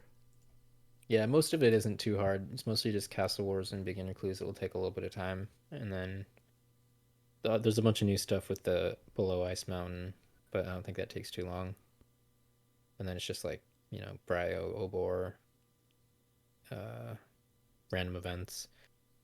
It's more of a pain on ultimates because getting the random event items is actually pretty annoying.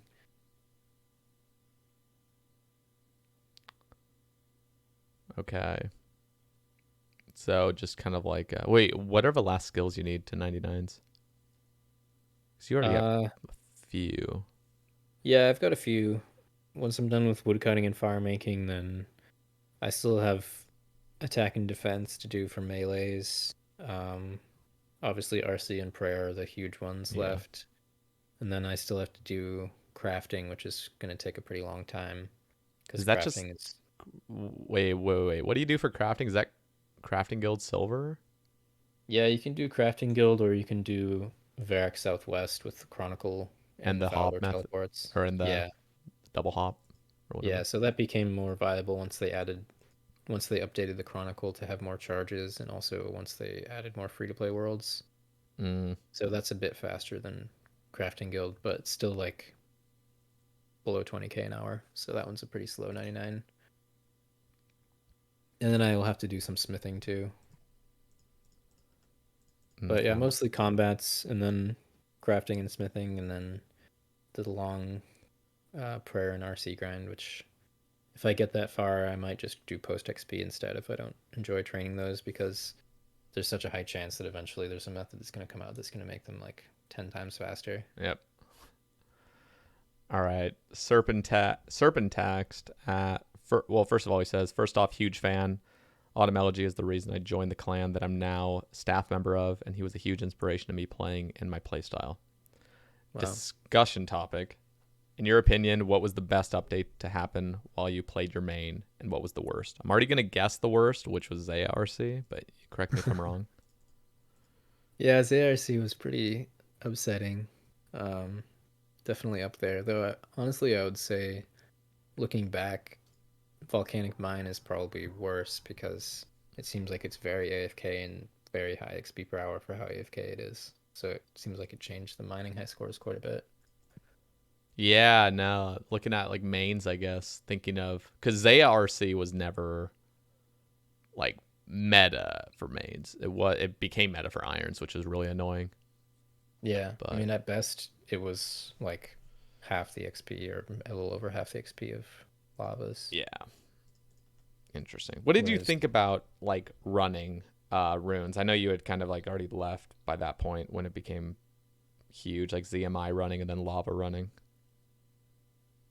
yeah, that's a tricky one because like most of the time it involves alts, which I'm not a huge fan of, but it does also create some actual player interaction, which is kind of cool. Like I always thought that the old like air and nature rune crafting companies way back in like '06, '07 were kind of a cool community like grassroots type of thing. Yeah. Um, but obviously it was also like I had put so much time into solo lavas and the rates with runners and alts just blow it out of the water. Yeah. So I don't know. Yeah. Like it changed the skill completely and also made RC have pretty much no appeal to me anymore because I personally don't really want to do that method. And doing solo lavas is just trash compared to that. But at least it makes people talk to each other. That's true. Okay. Zach asks, what is your all-time favorite skilling method in the game? Ooh, it's a tricky one. Probably 4G just because that was the thing Yeah. for so long. But I really like Brimhaven Agility also. That was the other thing other than, I mean, I like Lava RC a lot too. Solo Lavas was really fun. But yeah, doing Brimhaven to Tuner Mill was something that I really wanted to do for a while, but just never got to. Yeah. But I think that Brimhaven is a really cool course, and it's approachable, but also has a relatively high cap for like fully optimizing, which I Yep. think cool. It sounds like Sepulchre is similar, so at least it's not like, from what I can tell, it's not just like easy brain dead XP. Yeah. I mean, Sepulchre is broken in many ways, like Yeah, rewards. isn't it like 3 mil like GP per hour and It's, 100k XP? yeah, it's crazy. Yeah, It's they could have absurd. scaled it down a little bit. But I will say, like, it is so much fun. It is Yeah, it looks just pretty so cool. much fun. It's so If it engaging was a too. different time, I would probably be into it. Yeah. So that is like something, like the fact that they were able to, like Husky and the team, were able to develop that brings me a lot of hope for like future skilling methods. I think it's really hard to make skilling methods like that with like gathering and buyables, but I Mhm. think with thieving, there is potential for thieving to be more engaging rather than, I mean, obviously it's nostalgic pyramid plunder and stuff, but clicking an NPC a billion times isn't really like an amazing game design for thieving. Yeah, And I feel like yeah, there could be something really cool, Sepulchre-ish, not exactly the same, but something very engaging that's really fun for thieving. yeah. I mean, I think like I haven't personally tried it, but it sounds like they definitely got Sepulchre right, and Yep. I think that a lot of things they released in the past, they made it sound like it was gonna have more of those kind of characteristics and didn't end up having them, like Yeah. say RC, Wintertod, Yeah. um, that kind of thing. Yep. And those had the potential to be pieces of content like Sepulchre. So maybe they finally figured it out a bit, and maybe future skilling content will be a bit closer to that. Yeah. We'll see. Because and I am in a way sort of a purist. Like I do like traditional methods like where you use urban tar or knife and log and stuff. I think the rhythm to that is really engaging.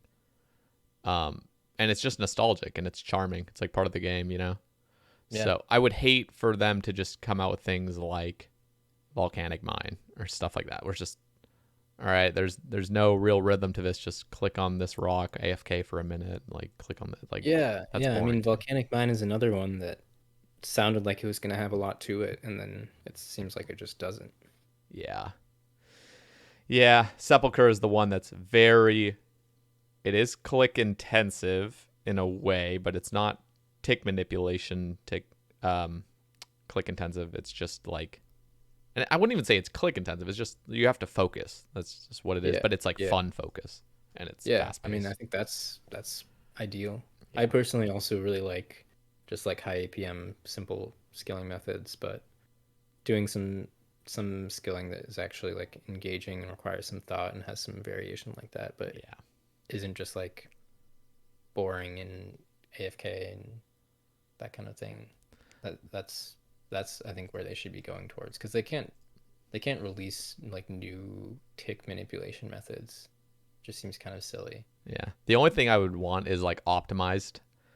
Okay, so one of the examples is gem mining for for so many rocks, besides like sandstone, iron, and granite, there's a tick delay after mining. Mm-hmm. And so if they remove that tick delay from all rocks, gem mining could become really fun. It could become like you do like a circular route around and then bank the gems. And it could be like 3-tick 4G in a way. We just Yeah, go to that'd be every single cool. rock, but it's more engaging than 3-tick 4G with the camera set and dropping everything. Yeah, There's things like yeah, that which I wish were that would change optimized. things a bit for free to play too, with silver and gold. That would, I don't know how you feel about that. I think that would make the game so much more fluid and just way more fun. I hate the little delay afterward. Yeah, I think I would be in favor of that. I mean, it would boost rates. Yeah. by a fair margin, but like I don't Yeah. know. I think it would be worth it.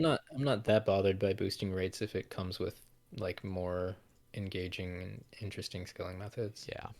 I just hate it when they drop in brain dead Yeah. easy XP methods. Okay. This is an interesting question. What would it take for you to return to the main pay-to-play game mode? Uh, I mean, if they released a new skill and it seemed fun, maybe I would train it. What would be Um, a skill that, I mean, obviously it would be Jagex coming up with like all the things to it, but what would be something you would like to do?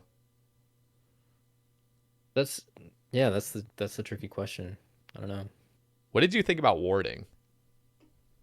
Do you even I think about it really? wasn't I wasn't a huge fan, but I honestly don't remember exactly what it was now.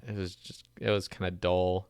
It really didn't fit, in my opinion. It didn't really fit, and it was just basically like going to little places and I don't even know, honestly. It's like just sitting at these altars around the world and just making some enchantments or something. I honestly can't even remember. Sounds like divination. Yeah, that's what people were saying. I never played RS3, so I wouldn't know, but I did divination when it came out. I kind of enjoyed it, but it was kind of simple and a little bit contrived.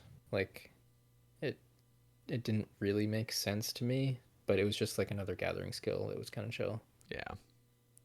I want sailing. Yeah, I think so far sailing has been the best one they've come up with. Yeah. There's a lot of potential to it. Yeah, they could do so much with sailing. Really good.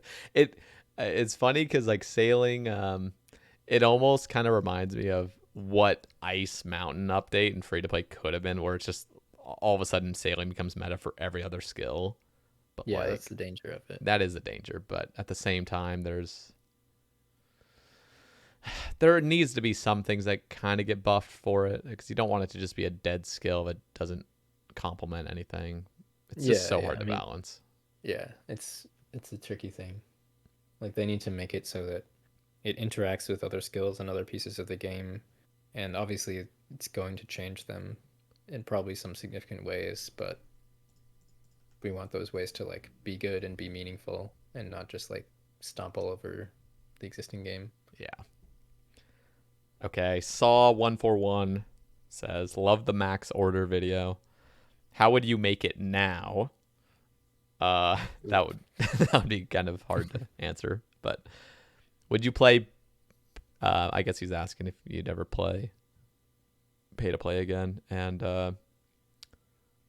he's also saying your fitness inspired me, and talking about balance is important in RS, and it seems many. He says it seems many in the HLC prioritize health. I wouldn't fully agree with that, but I there are definitely a lot that do. Yeah, it seems like the HLC fitness community has grown in my time, like since I've gotten into it. But I don't know whether it existed before or not because I wasn't into it then. Yeah. Um, there was a lot there. I'm glad that my fitness journey was inspiring for this person. Um, what was the first question? It was well, he loves the max order video. That was the first thing he said, and then Oh yeah, yeah. how would you make it now? Right. Yeah, I'm too far detached Too from far the. out, yeah. Yeah, I have no idea. Is there even Um, an order that you would do for free to play Ultimate that would be like yeah, absolutely optimal? um, I mean, it depends whether you're going for max or if you're going for 200 mil all, because That's true, because like prayer, yeah, for example, you just do yeah, melees. prayer would be zero time for 99, and also there's an interesting account named 5ENT. I don't know if he pronounces it like cent or what, but he did 200 mil range straight out the gate at Ogresses, and that got him, I think, like 96 prayer, 90 something crafting just from gem drops. Jesus. Just Uh, crafting them, not making them into jewelry, just like yeah, I think cutting them. just crap cutting and dropping probably because Wow. with alts, it's not really worth trying to make jewelry. Um, and also just an absurd amount of runes. to use for superheating, for smithing, and for teleports, for crafting and RC. So his account, like doing 200 mil range straight out the gate on Ogres is That's so insane. huge move for efficiency. Like it knocks off so many crafting and prayer and smithing hours. Yeah. But They if would. you're only going for 99s, then it's That different. wouldn't be worth it. Yeah. Interesting. Maybe it still would partially be worth it to go like way past 99 range, but I don't know how much past. Yeah, there's a lot of there's a fine balance with combats on free to play Iron, which is one of the things that makes it interesting, is like finding the balance between doing monsters that give good combat XP, that give good prayer XP, and also that give good drops that you can use to train other skills. Yeah, I don't know if we want to go through a exhaustive list of exactly the order, but Yeah, needless to say, I could it's make a video on that maybe. that would be sick. That would actually be sick, and I would love to hear the 200 mil all one, because I think the kind of mindset for 200 mil all is the most intriguing. Even though it's like obviously completely unrealistic, especially for free to play. It's never gonna happen unless they update RC and prayer. Or we can set up Neuralink in our brains and live forever. Then maybe it'll be possible. Yeah, if they didn't update free to play, the first 200 mil all would maybe for an Ironman would come in like maybe 20, 30 years.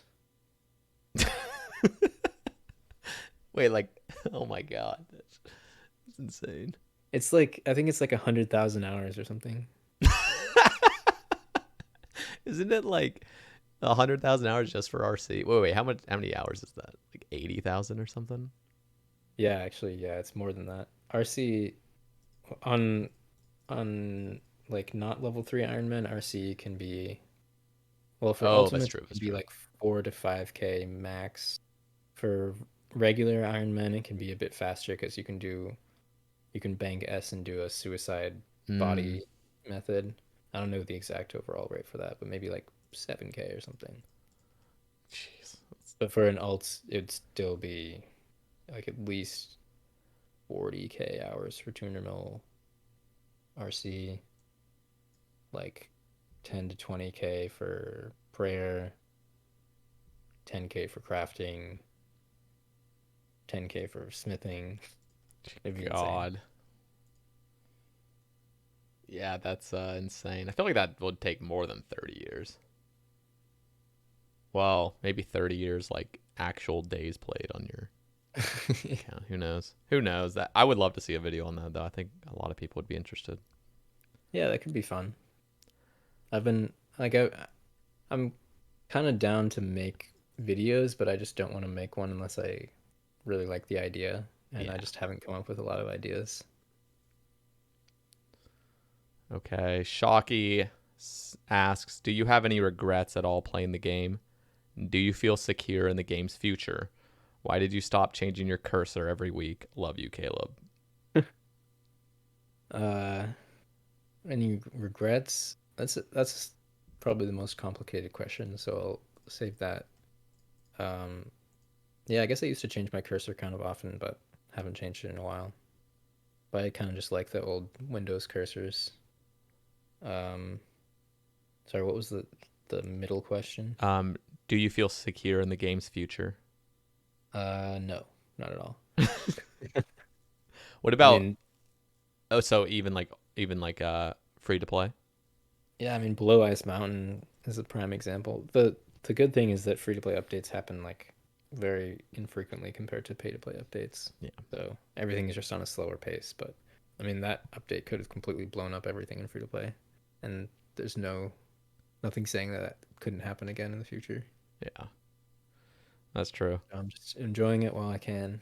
I get a little. I mean, I try to embrace most updates. I get really pissed off if like something comes out like the Chaos Altar that was obnoxious. Things like that are just completely devaluation for. I don't even know, to please PKers. You're talking about the prayer altar? Yeah, like that kind of stuff. Like updates like that really irk me, but for the most part, I am a well balanced player, so I kind of like the new stuff that comes out, and I with RuneScape, you just have to embrace it. If you're going to play long term, you just have to embrace that things are going to get devalued, which sucks. But Yeah, that's true. I spent a lot of time fighting it and didn't get very far, honestly, other than just a lot of frustration. yeah.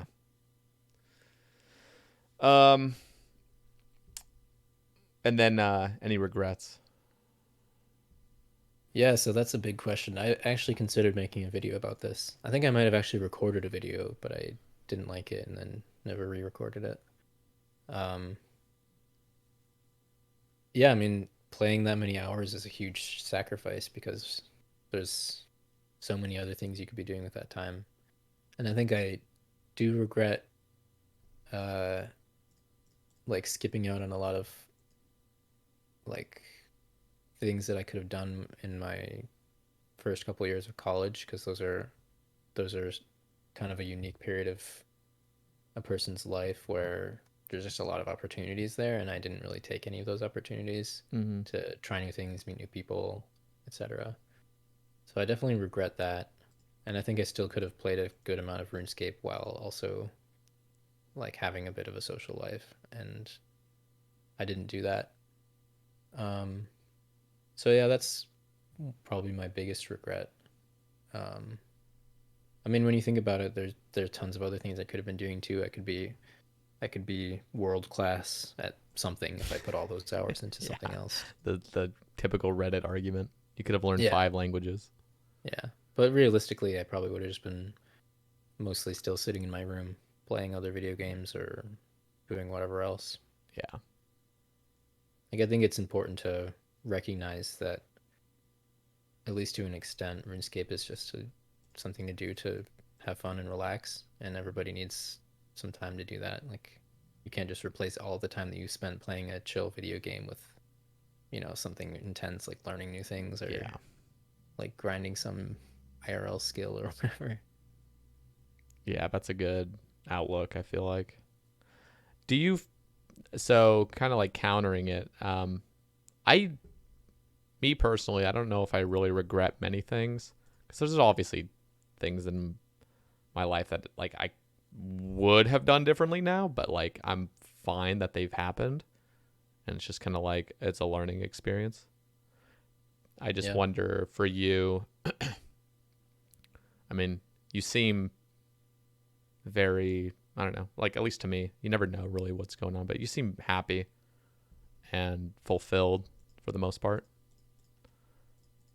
Yeah, Now, I mean, I I did pretty well in college. I have a pretty good job that I'm happy with now, and like my life is not very stressful, so I'm pretty happy with what I've been able to do. But do you think, everybody has their issues. yeah, do you think the contrast of you having the past that you did of, maybe you think just playing way too many hours and could have done other things. Do you think like the contrast though of where you are now, like the contrast beforehand helped get you to where you are?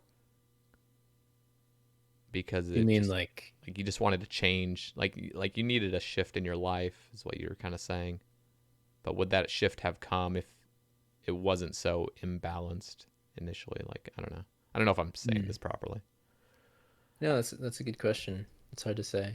It's just Um, I don't know. It's just about kind of like regrets or not. Like I tend, me personally, I just tend not to look at regrets as in like man. And I know it's not like you're dwelling on them, but yeah, I would say I don't really dwell on it that much, and I don't really think about it that much. But if I am to reflect on it, yeah, I would have done a few things differently for sure.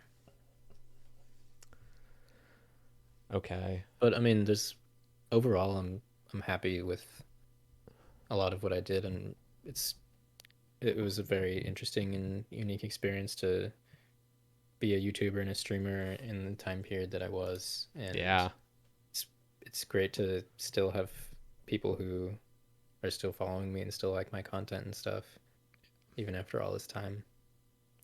And also, it was a way to support myself financially while I was in college. yeah, and there are benefits to what you did. I Yeah, know there's for sure. clearly it's probably not, as Reddit would say, the most healthy lifestyle because they're all experts and doctors, but yeah, No, that's Yeah, I would say my life was kind of imbalanced, but Yeah. it wasn't just like an all bad thing. It was just that I would change the balance of my priorities a little bit if I were to do it again. Okay. I'm trying to look at some topics here. A lot have kind of been asked already, so I'm trying to skip over the ones that we've kind of already covered. So you had kind of mentioned this, but Mandrew asks in one of his tweets, the JMods have mentioned a few times that they might add agility to free to play.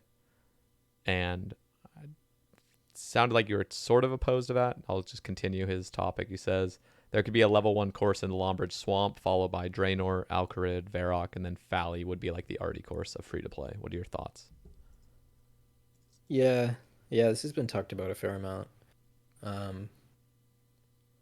Agility, like, it would be fun, though the Falador course is kind of a shit course, so It's it'd be kind of horrible. bummed to I have to hate do that that course. for like, and I think it's like 20K an hour or something, isn't it? So I have to do a lot of bad. hours there. So that being the course, just that in itself is one reason I don't want it. What if a wilderness course was a thing? Oh, no, wait, that's in above 50. Shit. Yeah, it is. But Woodley course is pretty fun. Yeah. I would definitely prefer that to Fally. But the main impact, other than just another skill that's slow and boring, is it would affect any skill where you're running, which would be a pretty big deal for ironman especially. So Yeah. it would make smithing, crafting, rune crafting a lot faster. And you already know if they added agility, they would just make the apothecary be able to make stams with your marks of grace. Like, you just already know that's going to happen. Yeah, I wonder if you would get marks in free to play. Yeah. So yeah, I don't know. I feel like it wouldn't really add much, and Fally course would suck, and it would just make some of the existing skills a lot faster. But I mean, being able to run would obviously be nice, but walking is kind of a big part of free to play at this point. Yeah. Yeah.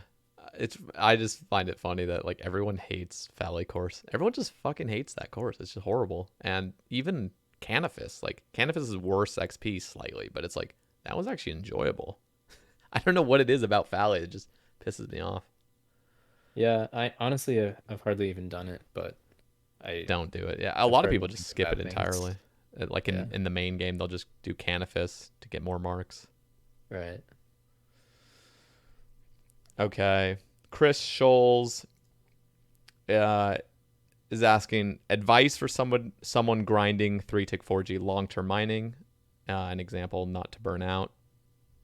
I'll just cover all of them real quick. Are you still lifting? And then here's a good one. He wants you to tell a story about a positive experience with Jagex and a story about the most negative experience you've had with Jagex. And then what do you think about the Steam client? All right. For long-term 4G grinding, it helps to have somebody to compete against, I guess. That was a huge thing for me. I'd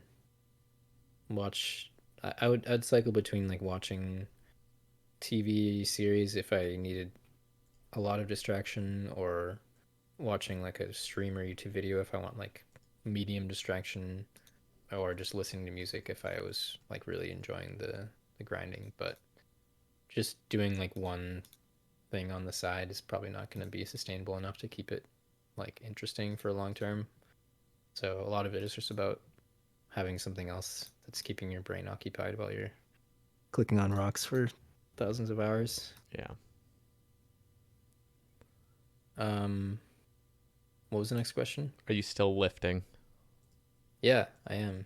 I'm actually planning to make another video about it pretty soon, I think, because I've finished a cut recently. So I'm at like a inflection point, I guess you could call it.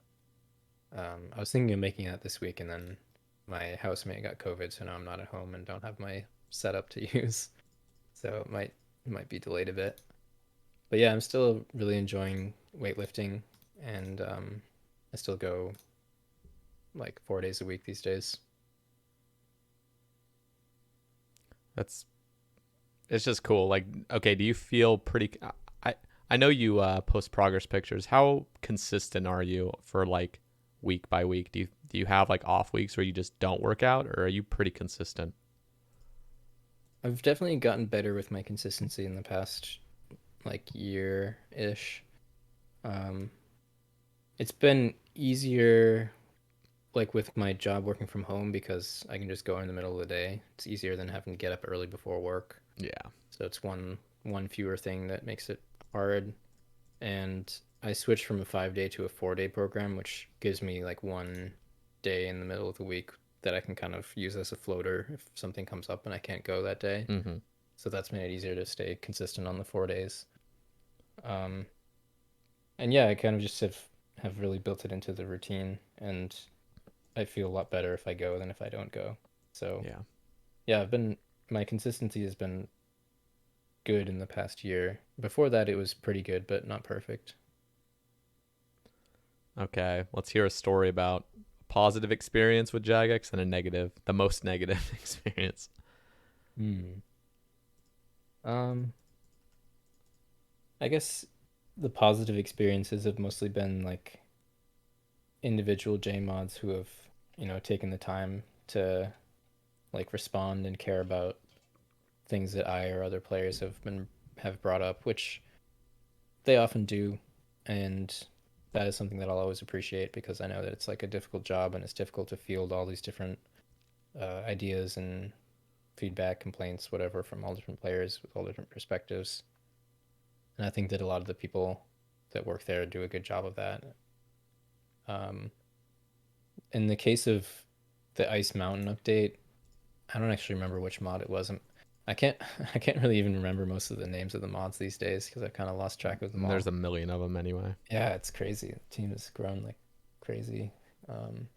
But one of the I think community people or something, like I invited them into the free to play Discord and they joined in, discussed with us pretty intensely about the update, the Ice Mountain update, and I appreciated that a lot.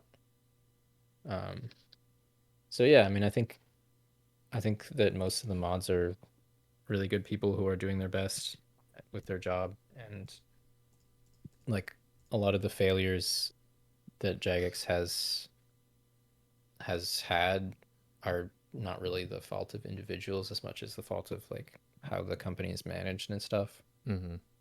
Um, Obviously, there've been lots of negative experiences, mostly with just the frustration of trying to get through to both members of the mod team and also players on like why you think a certain way, and having people always like go on the defensive and assume that you think things that you don't, or like vastly simplify things, um, and just like not take things seriously. And there have been a lot of content updates that have just really missed the mark, in my opinion, where they like the idea is there and the execution is just poor. Yeah. Yeah. Jagex makes fuck ups, but I will say I don't play like other games. And so I don't really have much to base this off, but I feel like the community involvement is just like next level with Jagex for the most part. Like JMod's completely going out of their way to go into communities and talk about rates and updates and make a huge effort. Like there's actually a lot of JMods now that are pretty active on Twitch that'll just go to Twitch streams. Like even in mine, there'll be some that are just chilling in there. When an update hits, they'll come in and see how everyone's enjoying it. They'll totally cool asking questions and or answering questions of the chats and stuff like that. It's just like really cool community involvement. Yeah, So yeah, that's awesome. And like I, as a software engineer, I can't imagine like they must be just on it all the time and like putting so much energy into it. Like it is just a job, but it seems like for a lot of them it's more than just a job. yeah, And like a lot of software engineering, most people just treat it as a job. So they are doing something exceptional for sure. yeah, absolutely. The fact that The fact that I'll ask a JMod just to come on my podcast, and they're just, yeah, let's do it. They'll talk for 3 hours to me. Yeah. Like after work, like. Yeah, that's like half a workday. Yeah, I'm like, you're not getting paid for this. You're just here discussing your passion, and like this is your job. Like that's insane to me. All right, what do you think about the Steam client? I am a huge fan, and I play exclusively on the Steam client now. It's got some nice features. I have been complaining on Twitter about a certain bug, but supposedly it's going to be fixed on Wednesday, so I'm looking forward to that. That's obnoxious that it took that long. It seems like I'm surprised it's taken so long, but what are you going to do? Yeah. But yeah, I mean, I think that it's a good direction, and it's nice that they're finally like working with the client, that it seems like it's a lot easier for them to release updates and like have support for more modern technology.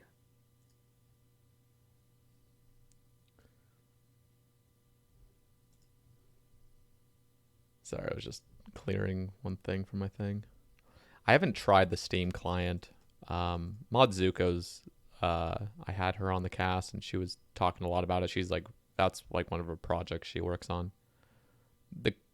The cool thing about the Steam client is the potential they have for updates. So one of the things we were talking about is like HP, how like RuneLite takes a monster's HP just from like what it's seeing visually on the client rather than like internally, I guess. I'm not like a software engineer or anything, so I don't really know much, but what's cool is they can get the exact amount of HP that a monster has and tell you exactly, like real time, rather than just having these visual cues through a third-party client. So yeah, I mean, it seems like, well, yeah, I don't know that much about the internals of Jagex and stuff, but I do know that they have like a proprietary programming language for the game, which sounds like an absolute nightmare, because it means that someone, when they join, has to learn a new programming language. Yeah, which is just crazy.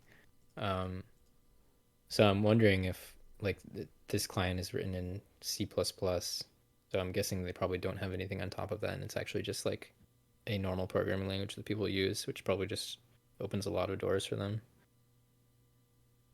Yeah. No, it's cool. It's exciting. There's a lot of updates, or there's a lot of plugins, I should say, on RuneLite that I can't live without right now. So Steam client eventually would be kind of cool, but there's just way too many things currently that I can't live without. So I'm addicted to plugins. One of the things is, well, I don't actually know if Steam has GPU or not. I think it might, but I'm actually not sure. I think it does, but I'm also not sure. So GPU mode, stretched fixed mode, XBR. So XBR is like the scaled by rules scaling. So when you multiply your client, like your fixed client, and you stretch it out exactly 4 times, everything, all the pixels, basically XBR like multiplies the pixels really in a calculated manner to make it look really smooth. And so the textures of your interfaces looks extremely smooth. And I cannot like live without it now. I've gotten addicted to it. And so I'm curious about that because the Steam client does have interface scaling, which is one of the reasons I really like it, because it means I don't have to turn down my monitor resolution or play on like a tiny ass little client. So I play on fixed though, so I'm addicted to fixed mode, but I like the stretched aspect. So I used to kind of play resizable back like in 2015, and then I hated how the interfaces like were microscopic in the corners. But I actually really enjoy fixed that's just stretched larger, so it just expands my screen. I think that Steam client might be able to do that, but I pretty much only play resizable, so I'm not actually sure. I would need, you know what, one of these days I'm just gonna have to try the Steam client, because I actually haven't even tried it. I just know that there's not enough on there currently, but I would like to see personally what it already has to offer and what could be needed for me to switch over. Yeah, I mean, it's already like, for me personally, it's already like 90% there in terms of stuff that I would like to see. The frame rate sounds amazing. that alone. I think it's like uncapped or something, or up to. Yeah, I think it is uncapped, and I think it will cap on your monitor's refresh rate. So Yeah, so I have my 144, which would be yeah, pretty. so I think yours would go that high. My monitors are 60, so it just sits at like 59.99999. You actually play on a 60 hertz monitor?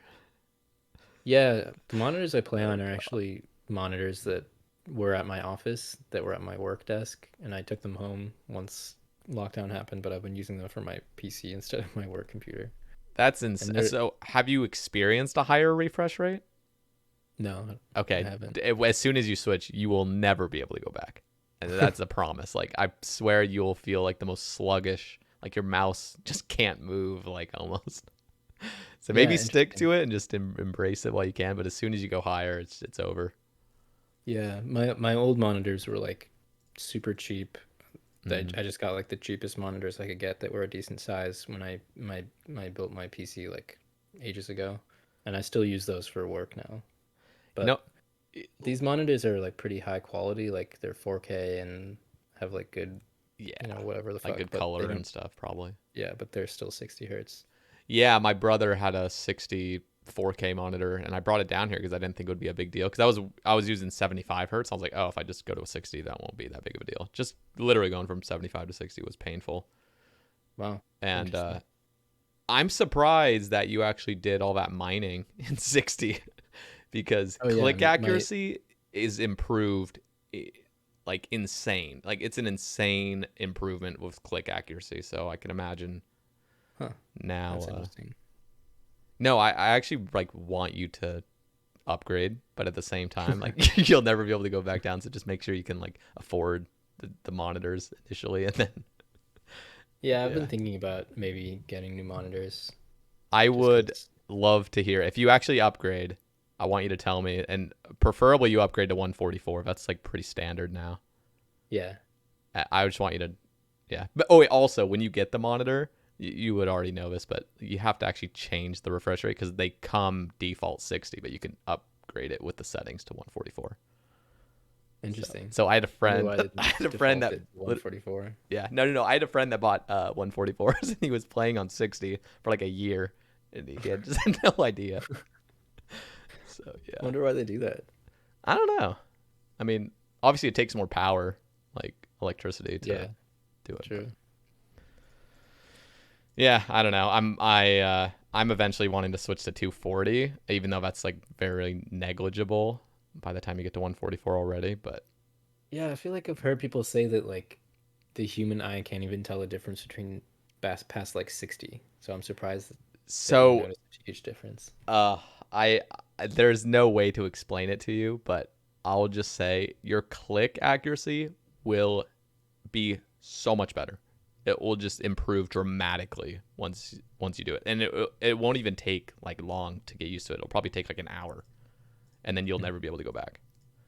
There's just something about it. It's like, you know how like if you move your mouse really quickly across. I know you already know this stuff. I'm just pretty much explaining it to the audience as well. But like with a higher refresh rate, you barely see like the little individual little marks where like the cursor's going when you move it really quickly across your screen. It's just like a really smooth blur across rather than little individual points you can see. Yeah, on my work MacBook here.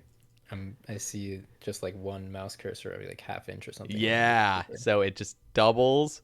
Like like with the 144, it's like, it's a little bit more than double you'll see of them, and then like 240, of course, is just like you can see like a million of them almost. You slide it Huh, over. interesting. I don't know. It's crazy though. I would highly recommend switching, but Well, it gives me an excuse to waste more money. yeah. All right.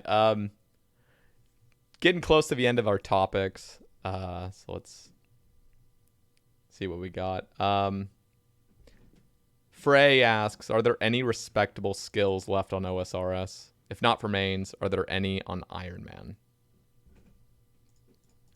Um, I mean, on mains there's not really anything that's like crazy slow, but there's still some skills that are a couple thousand hours it seems.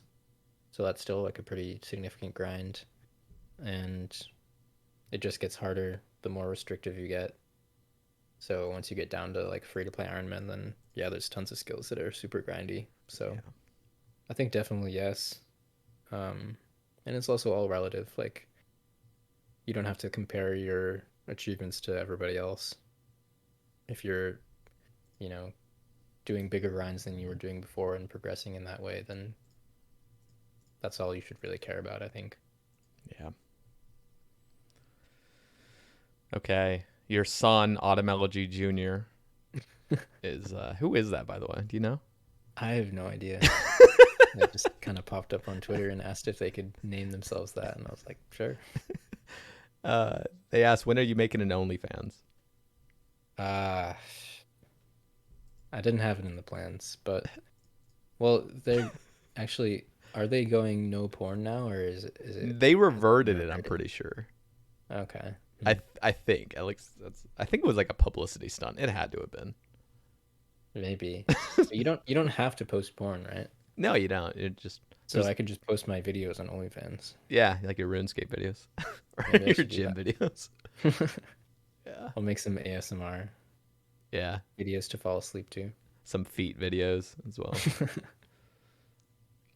Yeah. So nothing in the plans, but eventually, maybe, potentially. Yeah, you know, you never know what the future holds. Okay, we already covered this one. Wheel of Time, or I guess the Duck Chris was asking about polyphasic sleeping. Mhm. Rills asks, do you miss playing RS like you used to play? Yeah, we talked about that a little bit earlier. I'd say sometimes fleetingly, but if I think about it, you know, from a more measured and logical standpoint, I don't want to do it again. Yeah. But yeah, I mean, I definitely still have nostalgia for that time period. Yeah. It's something that long term wouldn't be even sustainable at this point, just even motivation wise. But Yeah. And I don't think it would be healthy for my life to just continue doing that for, yeah. you know, decades.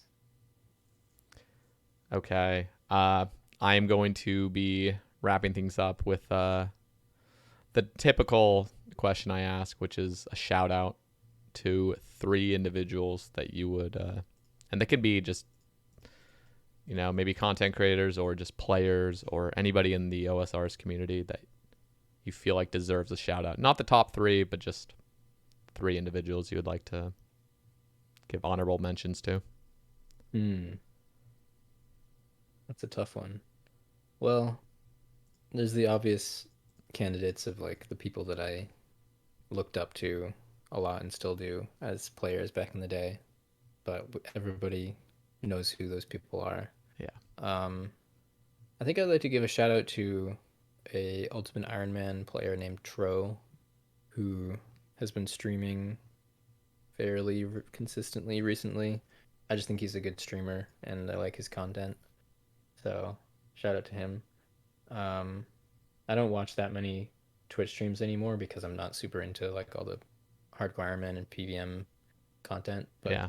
if there's like a streamer that I'm familiar with that's doing some like skilling, I like UIM content too, then that's always nice to see. Who else? Shout out to Tannerdino for just being a free to play beast and always being down for a good EHP micro or macro efficiency chat. Shout out. Who else? Shout out to this dude that I've been woodcutting with that I've been seeing here and there at Use and having chats with because it's giving me a bit of nostalgia for like 2010 when I used to just chat with random people in the game. Yeah. Oh, that's good. Good stuff. Yeah, I actually I have watched a Tro. I've watched Tro streams here and there. I haven't watched him recently because I feel like he took a break for a while. I haven't seen him. Yeah, I actually haven't seen him on in a bit. Yeah. I think he's been doing like video editing, like paid video editing for YouTubers also as a job. I like his UIM name. I think it's MNML, I think. Like minimal. Yeah. I like that. Yeah. It's just clean. Yeah, I like his play style and I like his stream style. Yeah. All right. Well, Caleb, we're gonna wrap things up here. It's an absolute pleasure having you on. It's been close to 3 Yeah, man. hours, which is Yeah, insane. it's flown by. I didn't realize it'd been so long, honestly. Yeah. But yeah, thanks a lot for having me. It's been really fun, Yeah. and best of luck with the future of the podcast. Thank you It's very cool to see much. that you've gotten so many big names on here. Thank you. I at this point I kind of want to go back and listen to some of them. There's a lot that are really good. I don't know if I can even recommend any because they're all really good, but all of them have me in it, so it's like painful sometimes for me to listen back. But Yeah, I get that with when I look back at my old videos. yeah, but yeah, no, it's been an absolute pleasure, and we'll have your links in the description. So your Twitter, I'm gonna have your YouTube and Twitch in there. I know you don't do as much, but we'll have both of them in there as well. So go follow Awesome. and subscribe. And Yeah, thanks a lot. yeah, is there anything else that you would like to have linked, or is that pretty much good? No, that's great. All right, thank you very much, man, and we'll see you guys on the next one. Peace. Bye.